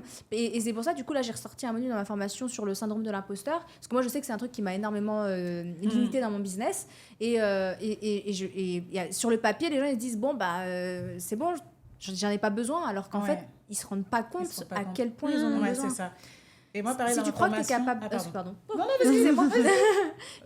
Juste pour finir, je pense si tu crois que tu es capable de faire quelque chose, tu es capable. Si tu n'y crois pas, tu crois pas. Point final. Et si tu n'as pas de résultat, il y a de grandes chances que ça vienne de là et non pas de manque de stratégie. Donc si tu n'as pas de résultat, juste c'est que tu n'as pas le bon état d'esprit. Donc... Exactement. Après, ce que les gens ils prennent au pied de la lettre, ok, on est d'accord qu'on ne part pas tous du même palier. Donc peut-être que tu sens que ça va être plus difficile pour toi, mais ça ne veut pas dire que c'est pas possible. Bien sûr. C'est ça. Bien sûr. Mais il y a des gens qui vont avoir beaucoup plus de difficultés à travailler sur leur mindset que d'autres, mais c'est pas, comme tu dis, c'est pas une raison pour. C'est parce que c'est plus dur pour toi qu'il faut pas le faire. T'as pas d'autre choix de toute façon. Genre, si tu veux atteindre ton objectif, faut que tu passes par là. Donc si c'est dur, bah oui, c'est plus dur pour toi que pour un autre. Mais et comme diraient beaucoup de grands entrepreneurs, c'est ta capacité. Ce qui va t'amener au succès, ça va être. Eux, ils vont carrément dire ça va être combien de fois tu vas te casser la gueule sur le chemin. Parce que, en fait, à quel point tu es capable d'encaisser les échecs. Et sur le papier, moi, je me rappelle quand je me suis lancée, qu'on me disait ça, je me disais, mais jamais de la vie. Moi, je suis pas quelqu'un qui est venu ici pour souffrir, n'est-ce pas? Donc, je vais pas encaisser des échecs ou je ne sais pas quoi. Et aujourd'hui que ça fait 3 ans, seulement maintenant, j'arrive à prendre du recul sur le fait de complètement rater. Et avant, j'avais peur de rater, alors qu'aujourd'hui, je me dis, mais trop bien, ça veut dire que j'avance, tu vois. Exactement. C'est pareil, le fait de réussir à relativiser, parce qu'on nous a pas appris que l'échec, c'était quelque chose de très... Enfin, que c'est pas du tout valorisé, tu vois. Alors que, en fait, c'est limite, c'est une étape, c'est obligatoire, c'est limite un cadeau, parce que t'apprends pas quand tu réussis, t'apprends que quand t'échoues, quand ça marche pas, c'est là que tu te remets en question, c'est là que tu te poses les bonnes questions. Donc, c'est là que t'apprends. Si t'as pas d'échec, t'évolues pas. Et on s'en relève tout le temps, il n'y a jamais mort d'homme. Et je trouve que les gens, ils ont beaucoup plus peur de ce que les gens vont dire du fait qu'eux échouent plutôt que d'échouer en soi. Et tu sais, ils se disent, oui, mais si j'échoue devant des gens... Moi, le fait, par exemple, que je donne mes objectifs publiquement, tout le monde, enfin, genre, très souvent, on me dit, mais imagine... tu les atteins pas, et justement je trouve que le fait d'afficher publiquement et de prendre le risque d'échouer, parce que si j'atteins pas un objectif, je vais le dire à 100%, je vais l'expliquer, je vais dire combien, pourquoi, et ben ça me permet d'en avoir moins peur et de me dire au pire juste j'échoue devant tout le monde, ça fait partie du business, c'est le jeu, et justement ça montre bien que l'entrepreneuriat, des fois ça marche, des fois ça marche pas, et je pense que si les gens dédramatisaient un petit peu et se détachaient un petit peu du regard des autres par rapport à leurs échecs, encore une fois ils oseraient plus passer à l'action, et ça crée plus de proximité en plus, bien sûr, mais je pense aussi c'est les réseaux sociaux, c'est vraiment à double tranchant, c'est-à-dire que du contenu assez transparent, authentique comme le tien, il est rare finalement sur les réseaux sociaux. Des gens qui montrent leurs chiffres, qui parlent concrètement vraiment de ce qu'ils font, et c'est vrai que c'est une image qui est très très lisse, où tu as l'impression que tous les entrepreneurs réussissent, qu'ils n'ont pas de difficultés, que tout se passe bien. On voit pas en fait les difficultés de quand par exemple nous par exemple on a eu un fournisseur qui nous a volé, qui nous a clairement volé, on a eu etc. Tout ça en fait si tu le partages pas, les gens vont se dire waouh, SoCup, la réussite, les millions, c'est ça, et ils vont c'est croire trop que en facile. fait tout est fluide, tout T'as est eu de la machin, chance, et donc et eux quand ils ont des échecs, ils se rendent pas compte qu'en fait c'est le quotidien des entrepreneurs. Et c'est pour ça que c'est super de dédramatiser l'entrepreneuriat, de montrer aussi que tout n'est pas blanc, tout n'est pas etc., qu'il y a de la nuance, et du coup je trouve que ce contenu il fait du bien, et voilà. Et du coup je pense que ça joue énormément sur le fait que les gens après ils ont peur de qu'est-ce que les gens vont dire, parce qu'en fait ils ont l'impression que tout le monde réussit autour d'eux. Oui, non mais exactement, ils ont l'impression d'être une anomalie parmi tous les entrepreneurs successful qui te montrent leur quotidien incroyable, moi je suis là, je galère, j'arrive pas, ça marche pas, etc. C'est trop dommage. Non, ça résonne. C'est ça. Et c'est aussi le biais du survivant, en fait, finalement. C'est qu'on voit aussi que ceux qui réussissent, mais finalement, pour des réussites comme la tienne, comme la mienne, etc., il y en a eu combien qui, eux, on les entend pas, mais qui sont pas allés au bout, qui ont abandonné, qui machin. Il y en a beaucoup plus que ceux qui ont réussi. Et c'est vrai qu'il y a ce biais du survivant où on voit que ceux qui ont réussi, parce que ça nous intéresse pas d'avoir quelqu'un qui nous dit j'ai lancé mon truc, ça n'a pas marché, puis du coup, machin. Voilà, justement, j'ai vu quelques personnes récemment parler sur les réseaux sociaux, que ce soit sur LinkedIn, sur Insta, du fait que ça y est, j'arrête, je retourne dans le salariat. Ça y est, j'arrête, j'ai foiré mon projet et j'en relance un autre. Et moi, je trouve trop bien de le dire vraiment. Et moi, j'ai une cliente en individuel, une ancienne cliente avec qui j'ai gardé grave contact, qui en fait est à bout mentalement de l'entrepreneuriat. Pourtant son activité elle a déjà super bien marché, il y a des périodes où elle marchait moins bien, et là c'était redescendu et elle galère à revenir au niveau d'avant. Du coup elle se compare, oui mais avant c'était plus simple, j'arrivais à faire ce chiffre d'affaires là, j'arrive plus, et du coup c'est devenu trop mentalement pour elle. Et là elle se dit pendant 3 mois elle va faire une saison en tant que dans un club, un hôtel, elle va kiffer avec des potes et tout, et après elle revient et elle voit si elle veut continuer ça, faire autre chose. Juste elle fait une pause, un break, et genre c'est tout le monde va considérer ça comme un échec, alors que juste elle s'écoute, et elle reviendra peut-être plus forte ou peut-être pas, parce qu'elle va se dire finalement c'était une bonne période et puis maintenant j'arrête. les gens, c'est ils diabolisent trop. Excuse-moi. non, mais c'est trop dommage. Ouais. C'est trop dommage parce que C'est le salariat, c'est pas non plus Ouais, c'est ça. enfin, Ils diabolisent trop le salariat. c'est pas monstrueux, C'est ça, c'est le ouais, quotidien ouais, de tout le ouais, monde, machin. genre quasiment. Mais c'est n'importe quoi. Et il y a des gens qui sont salariés, qui sont très Mais non, mais heureux ouais. et très contents. Et c'est OK. Mais Par c'est exemple, pas ma sœur qui est en CDI, qui bosse chez AXA, etc. Chaque fois, elle me dit, mais toi, ce que tu fais, mais je pourrais jamais le Ah, mais faire. Moi, plein je de suis trop gens, contente. plein de J'ai gens, mes ouais. 35 heures, j'ai mes vacances, J'ai ma machin. paye. Voilà, j'ai ma grave. paye, que peu importe ce qui se passe, etc. Mm. Et c'est OK. Et c'est vrai que le salariat est très diabolisé. Moi, j'en peux plus de ces discours. Mais vraiment.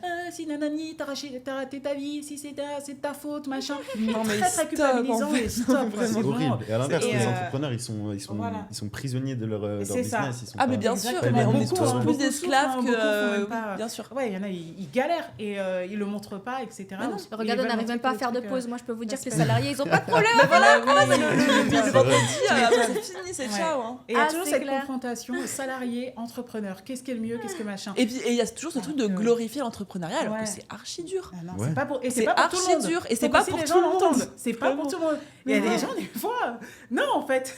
Genre, mais C'est- non, tu, Ouais. tu peux C'est tu ok. peux en arriver à te ruiner la santé si Bien tu sûr, forces. bien Enfin, sûr. c'est pas du Je tout pense qu'on fait une que étude facile. vraiment sur l'état psychologique Ah des ouais. personnes. Je pense que les entrepreneurs souffrent plus que les salariés. Mais J'avais vu c'est quelqu'un sûr. qui disait que tous les entrepreneurs, ils étaient déséquilibrés. Non, mais Et que genre, pour être entrepreneur, fallait être genre Mais zinzin, oui. genre. faut avoir un peu Ouais, Je ouais. le supportais. Mais non, Pas mais grave, vraiment, c'est normal. vraiment, faut avoir un peu de folie Faut être un et peu faut, zinzin, ouais, genre. ouais, faut être un peu fou. Faut être un peu fou. Bah ouais, c'est vrai. Mais hein. ouais, c'est toujours pareil. Moi, je préfère largement avoir 1000 échecs et avoir 1000 galères que personnellement être dans un schéma plus classique du Bien sûr. salariat, etc. Mm. Mais c'est moi toi, et c'est Prends c'est ça, ta toi, et personne. c'est ok. c'est exactement ça. Voilà. Et C'est quelqu'un ça. en face qui a testé l'entrepreneuriat et qui se rend compte que c'est trop de stress, trop de pression, trop de choses négatives et qu'à côté de ça, le salariat, c'est pas si terrible, bon bah, Bah il oui, n'y a c'est aucun ok. mal à y retourner. C'est en ok. fait. Chacun fait ce qu'il T'as veut des, et chacun va t'as me des dire sa part, inconvénients, quoi. ouais, ça. Mais en c'est ça. parlant tout à l'heure de difficultés, vous, ça a été quoi vos plus grosses difficultés dans le business? Je réfléchis. Si vous avez une réponse qui vous vient, je réfléchis. Ah, parce qu'on parle du fait de les mettre, tu vois, Ouais. en avant. lumière. Moi, je sais que mon contenu qui fonctionnait le mieux, Mhm. bon, aujourd'hui, je publie plus, donc moi, je peux parler à l'époque. Mais en tout cas, c'était quand je parlais du fait que j'avais fait une grosse dépression. Et le nombre de messages que je recevais de Ouais. gens qui me disaient « Oh, ça résonne trop. Moi Bah aussi, oui, je suis tu passée par là. Mais c'est ça, en fait. Et c'est... Bon, faut pas faire que ça. Parce que si Ouais. maintenant, ton contenu... Oui, Tu oui. n'es ça pas fait- tes ouais. difficultés, là, on s'entend, Bien ça sûr. doit représenter une partie de ton contenu, mais c'est des choses comme ça qui font que t'es toi et que même s'il y a Ouais. 50 autres personnes qui ont les mêmes difficultés que toi ou qui ont des choses qui sont similaires, bah, il y aura que toi qui les auras vécues Ouais. comme ça, il faut en parler. Ouais. Le fait de ne pas le mettre en avant, ça te Bien rend sûr. trop lisse. Ouais, clairement. Mais Et- les avant-après, ça fonctionne bien finalement, que ce soit dans l'entrepreneuriat, dans le sport, dans plein de domaines, en fait, de voir avant les difficultés que tu avais, les échecs que tu as eus, etc. et où tu en es aujourd'hui. Et même aujourd'hui, il y en a encore des difficultés, mais c'est vrai que ça résonne pour les gens, ils s'identifient. Il en Finalement, faut, quand il tu en parles faut. de dépression, etc., ça touche énormément de Français, énormément de personnes. Ouais, ouais. Et du coup, ils s'identifient. C'est juste Ouais. qu'on a eu un moment, il y a 1 an et demi, où il y a eu un trop-plus de genre avant-après. Tout le monde était pauvre Ouais. et après, après Ouais, riche. c'est Ça, ça. Ouais, c'était... Oh là là. Il y a eu un moment où moi je pouvais même plus en faire pour mes clients, ils me disaient mais c'est plus possible, tout le ouais. monde fait ça, Ouais. tout le monde est devenu millionnaire, ça intéresse Ouais. plus personne. Ouais. Du coup, mais là C'est enfin, marrant, les réseaux sociaux, ouais. comment ça évolue. il y a des vagues comme ça, mais Voilà, là ça y est, c'est ça. on revient dans un À truc l'authenticité. plus Ouais, authentique. c'est ça. Exactement. Plus vrai, Avec, plus- on peut en faire toujours, au Ah, mais oui. contraire, il faut en Il faire. faut en faire. C'est juste qu'aujourd'hui, il faut le nuancer. Faut parce doser. que- Faut Oui, doser. c'est ça. Il C'est faut une arrêter, en question fait, de faut dosage. arrêter de Ouais. dramatiser l'avant Oui. et de glorifier le maintenant. Ouais, Juste c'est ça. raconte ton histoire telle qu'elle était réellement. Voilà, c'est Ouais, ça. c'est ça. Non, Et c'est vrai que c'est chiant. toujours ce truc où les gens veulent montrer. Finalement, en fait, je me pose la question si c'est pas l'ego de la personne pour montrer comment elle a souffert, comment elle, etc. Et là, maintenant, ce qu'elle est devenue ou ce qu'elle a fait. C'est vrai que c'est hyper intéressant de voir un petit peu tous les mécanismes de neurosciences, de psychologie, etc. Ouais. qu'il y a derrière toutes ces actions. Bien Et sûr. finalement, on arrive au fait où les gens veulent toujours prouver. Finalement. Oui, Que ce beaucoup. soit via l'échec, via la réussite, etc., de prouver cet ego et cette comparaison. Tu quoi. sais que, même si je le dis pas, ça a été l'une des raisons aussi pour laquelle j'ai arrêté de poster et que j'ai pas du tout envie de revenir parce que c'est, même si je sais que c'est pas le cas parce que moi c'est mon Oui. business, mais quand t'es vraiment bien et que t'as rien à prouver, même si c'est pour le business, je le sais, c'est moi-même la première qui apprend ça aux gens, mais t'as pas l'envie de devoir montrer aux gens Ouais. parce que tu sais que tu le fais ou tu le fais pas, ta vie c'est C'est la ça. même, Ouais. tu vois. C'est ça. Ouais, Je trouve c'est ça ça. difficile, comme on en revient toujours à la discussion. Moi, je me contente. Donc, à partir du Ah moment où ouais. tu te contentes des choses, c'est difficile, tu vois, d'aller clairement. d'aller Mais bah, c'est pour le montrer pour le taf. Moi je Bah sais oui. que tu vois sur les réseaux j'en parle beaucoup. Dans ma vie de tous les jours, si je rencontre quelqu'un, jamais je vais lui dire ouais moi je suis passée de ça à ça, maintenant je fais ci, je gagne tant, mais jamais de la vie, tu vois. Enfin, je n'aborde même pas le sujet. Mais après bon, sur les réseaux, bah c'est ce qui me fait vendre, donc clairement je le fais. Mais vous rigolez, mais t'as des gens, tu rencontres un truc business ou quoi, direct ouais moi je suis ci, j'ai fait ça, ouais j'ai monté 3 boîtes. Je l'ai jamais à ces trucs. T'en connais toi? T'en as déjà vu? Non mais moi c'est pas mon délire. Tu vois tout ce qui est les réunions business. Ah mais moi de moins en moins, je peux pas en fait. C'est là c'est le truc de l'ego. Je supporte ça. Mais là tu veux que prouver là-bas. Et les gens veulent que ça dépend. Vous devez doser un peu là. Que prouver. Ah mais moi tous les événements comme ça que j'ai fait, t'as forcément quelques personnes qui sont, une majorité de personnes même qui sont en mode ouais moi je fais ci, je fais tant de boîtes, ouais je suis en train de faire ci. Et au final bon derrière. T'as pas approuvé quoi. Ouais c'est ça. Ouais c'est vrai. C'est ça. Et je supporte pas ce trait de caractère. Ce trait de caractère chez quelqu'un c'est vraiment directement red flag. Moi, c'est vrai que les quelques trucs entrepreneuriaux, on en avait parlé la dernière fois que j'ai fait. Si la personne, elle te connaît pas, elle est comme ça, genre, elle te regarde de haut, va te géophysique et tout. Non, les gens ils savent pas, mais ouais, c'est ça. Dès que les gens savent plus ce que tu fais ou quoi, là, en fait, le niveau des gens, même le respect que les gens t'accordent, dépend de qui tu es. Est-ce que t'es connu, est-ce qu'on sait combien d'argent tu fais. C'est un truc de fou. C'est dingue. C'est un truc de fou. C'est dingue. Genre, personne va te parler de la même manière. Mais oui. Mais c'est dingue. C'est incroyable. C'est vrai que moi, j'ai du mal avec ces trucs-là. De plus en plus aussi, moi. De machin, où en fait, ça va être par rapport à ce que t'as fait, où t'as été interviewé, où ta fille, etc., qu'on va montrer ta valeur ou pas. Et alors qu'en fait, finalement, on sait pas ce qui se passe dans les comptes en banque des gens. Et encore une fois, il y a toujours cette notion aussi du chiffre d'affaires, bénéfices. Les gens en fait se rendent pas compte de tout ce qu'il y a derrière, etc. C'est super des fois de dire oui j'ai fait 1 million d'euros de chiffre d'affaires, mais après si tu as payé des gens, si machin, etc. Il y a des marques pendant des années elles sont pas rentables. Uber pendant des années ils ont pas été rentables, pourtant ils faisaient des millions et des millions. C'est vrai, tu vois, à cause des 20 € là de parrainage. Non mais attends, même dans les formations, parce qu'on dit que c'est facile, que tu fais de l'argent, la vérité que moi j'ai beaucoup de clients formateurs et je vous le dis, imaginons demain que donc tu as une formation à un certain prix, tu vas toujours avoir en moyenne 30% qui part à un prestataire qui t'a aidé à les obtenir, plus 10%, 20% qui s'en va au closer, plus 10% qui s'en va. Donc là, on est déjà à 50%. Ça, c'est le minimum. C'est-à-dire que la majorité des entrepreneurs qui vendent des formations aujourd'hui que je connais sont à 40% de bénéfices. Bien sûr. Et c'est pas vrai, je dis pas ça pour généraliser, je vous jure que à cause de tout, parce que tu payes la pub, tu payes les trucs, les coachs, les plateformes. Si tu fais beaucoup d'argent, tu peux avoir des milliers d'euros de frais. Plus tu fais d'argent, plus la marge. Moi, il y a 1 an de ça, je pense j'avais facile 80% de marge. Facile, mais easy, vraiment, parce que j'avais que les coachs, j'avais pas les mêmes équipes. Et là, bon, j'ai pas le truc exact, mais je pense que je suis autour des 50%. Tu vois, j'ai perdu, mais j'ai perdu de malade. Bon, parce que j'ai pas, j'ai que des closeuses à payer, donc ça me fait à peu près 10-15%. Mais après, vu que moi je veux du suivi individuel, je veux que chaque élève qui rentre dans ma formation, il soit suivi individuellement, mais à la fois vu qu'il reste à vie dans la formation, il a un suivi par message à vie. Ça veut dire qu'un élève, je paye les coachs pour l'accompagner à l'instant T, mais par contre il me coûte encore de l'argent dans 2 ans, dans 3 ans, s'il a encore des questions. Et du coup quand il y avait 50 élèves, maintenant il y en a 1300, quand il y en aura... Et en fait plus ça augmente, plus mes charges augmentent, moins je suis rentable. C'est ça. Et ça les gens s'en rendent pas compte, tu vois. C'est ça. Si ils repayent pas quelque chose ou non mais c'est ça, voir combien en fait là c'est justement mon gros sujet du moment, c'est que pour l'instant ça va, mais en fait je me rends compte que mon business model, plus je fais d'argent, moins il est rentable. Et je me dis, si là par exemple je fais x10, et ben ça se trouve je serais limite moins rentable que là je le suis maintenant, tu vois. Donc il faut que je re-switch, enfin bref, il faut que je trouve une solution, mais c'est pas easy en tout cas. Mais c'est ce que je te dis, moi j'ai des clients qui font 1, 2, 3, 4, 5, ou même pas des gens que je connais à millions sur l'année, mais si tu touches 40%, alors certes ça fait toujours une très belle somme, bien sûr, mais un coach qui est tout seul, qui fait du high ticket, qui fait je sais pas 400K de bénéf, littéralement à l'année tout seul, est-ce qu'il a pas un business model qui est finalement c'est ça. Plus... Mais moi, j'ai moins de responsabilité. Mais oui, exactement. C'est ça. J'ai une interview, je crois que c'était de Tougan qui disait ça, justement. Il disait le business infoproduit, il est trop rentable, jusqu'à genre 1 million par an, tu peux facilement être tout seul, ou alors t'as 3-4 personnes tranquilles, tu vois. Et dès que tu veux faire genre 5, 6, 10 millions, et ben là ça devient un enfer avec les charges qui explosent de partout, tu deviens de moins en moins rentable, tes budgets de pub ils te coûtent de plus en plus cher, tes équipes te coûtent de plus en plus cher, et la responsabilité, la pression, etc. C'est plus du tout c'est plus du tout le même plaisir.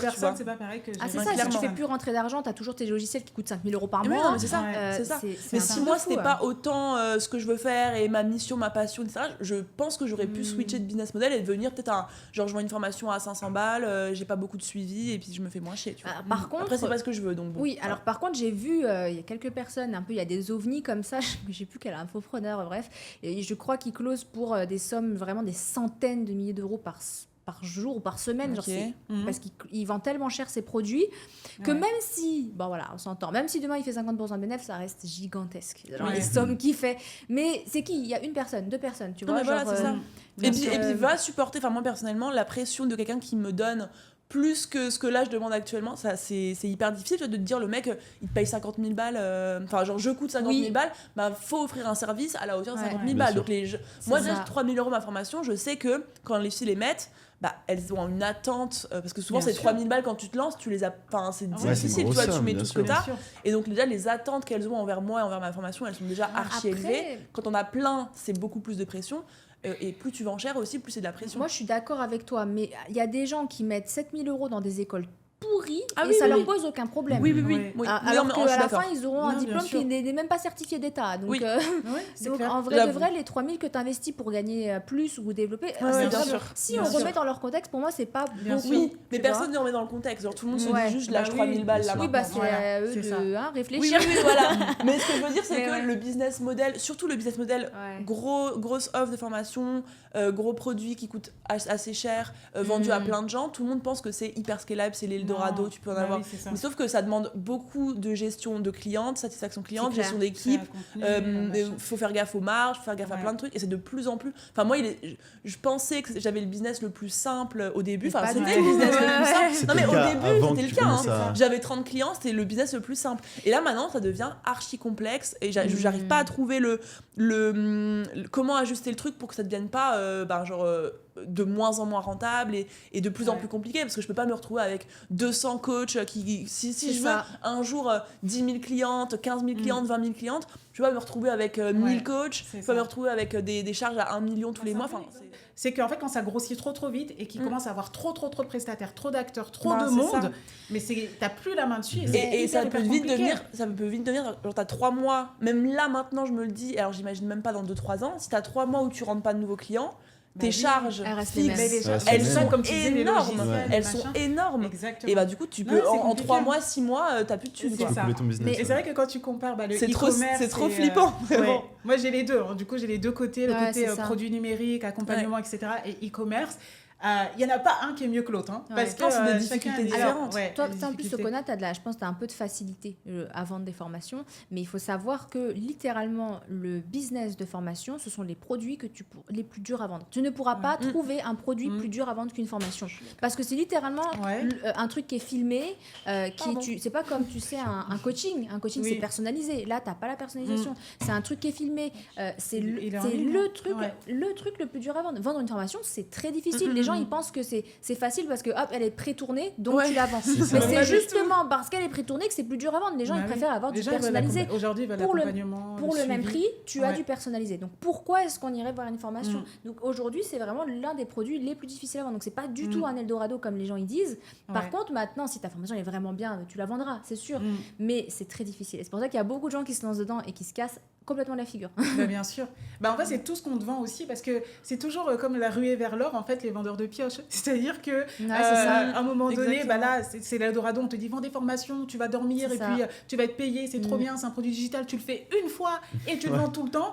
Et en fait, toi, tu vas acheter cette formation pour apprendre ça. Et du coup, c'est des vendeurs de pioches, comme quand il y avait la ruée vers l'or. Et c'est pareil pour le closing. En fait, on te dit aujourd'hui, moi, par jour, je sais pas, je pense, Margot, c'est pareil. Je reçois 10-15 messages de closer par mail, par machin. Je suis closer, iTicket, je suis closer, je suis closer, je suis closer. Je suis monteur aussi. Et monteur aussi, et copywriter aussi. Mais en gros, c'est des trucs où, en fait, c'est des gens, ils se sont tous rués dessus, ils ont tous fait la formation parce qu'on leur a dit, tu vas closer, tu vas gagner des 20 000 € par mois juste en vendant des formations au téléphone, d'où tu veux, machin. Et en de fait, pub ceux Ali qui et tout. gagnent de l'argent, c'est ceux C'est qui ceux qui vendent vendent ces formations, les formations. C'est les vendeurs de pioches, vraiment. C'est ça. Et du coup, c'est ça. Et tout le monde s'est mis dans le truc, ouais, je vais être closer, je vais être closer, je vais être closer. Ils ont tous payé des formations à 3 000, 4 000, 5 000 euros. Et finalement, qui s'est gavé? Le vendeur de la formation, quoi. Et les produits digitaux, c'est un peu la même chose aussi. Après, tout est nuançable, bien entendu. Parce que tu vois, moi, par exemple, ma formation, j'ai vraiment pas de mal à la vendre.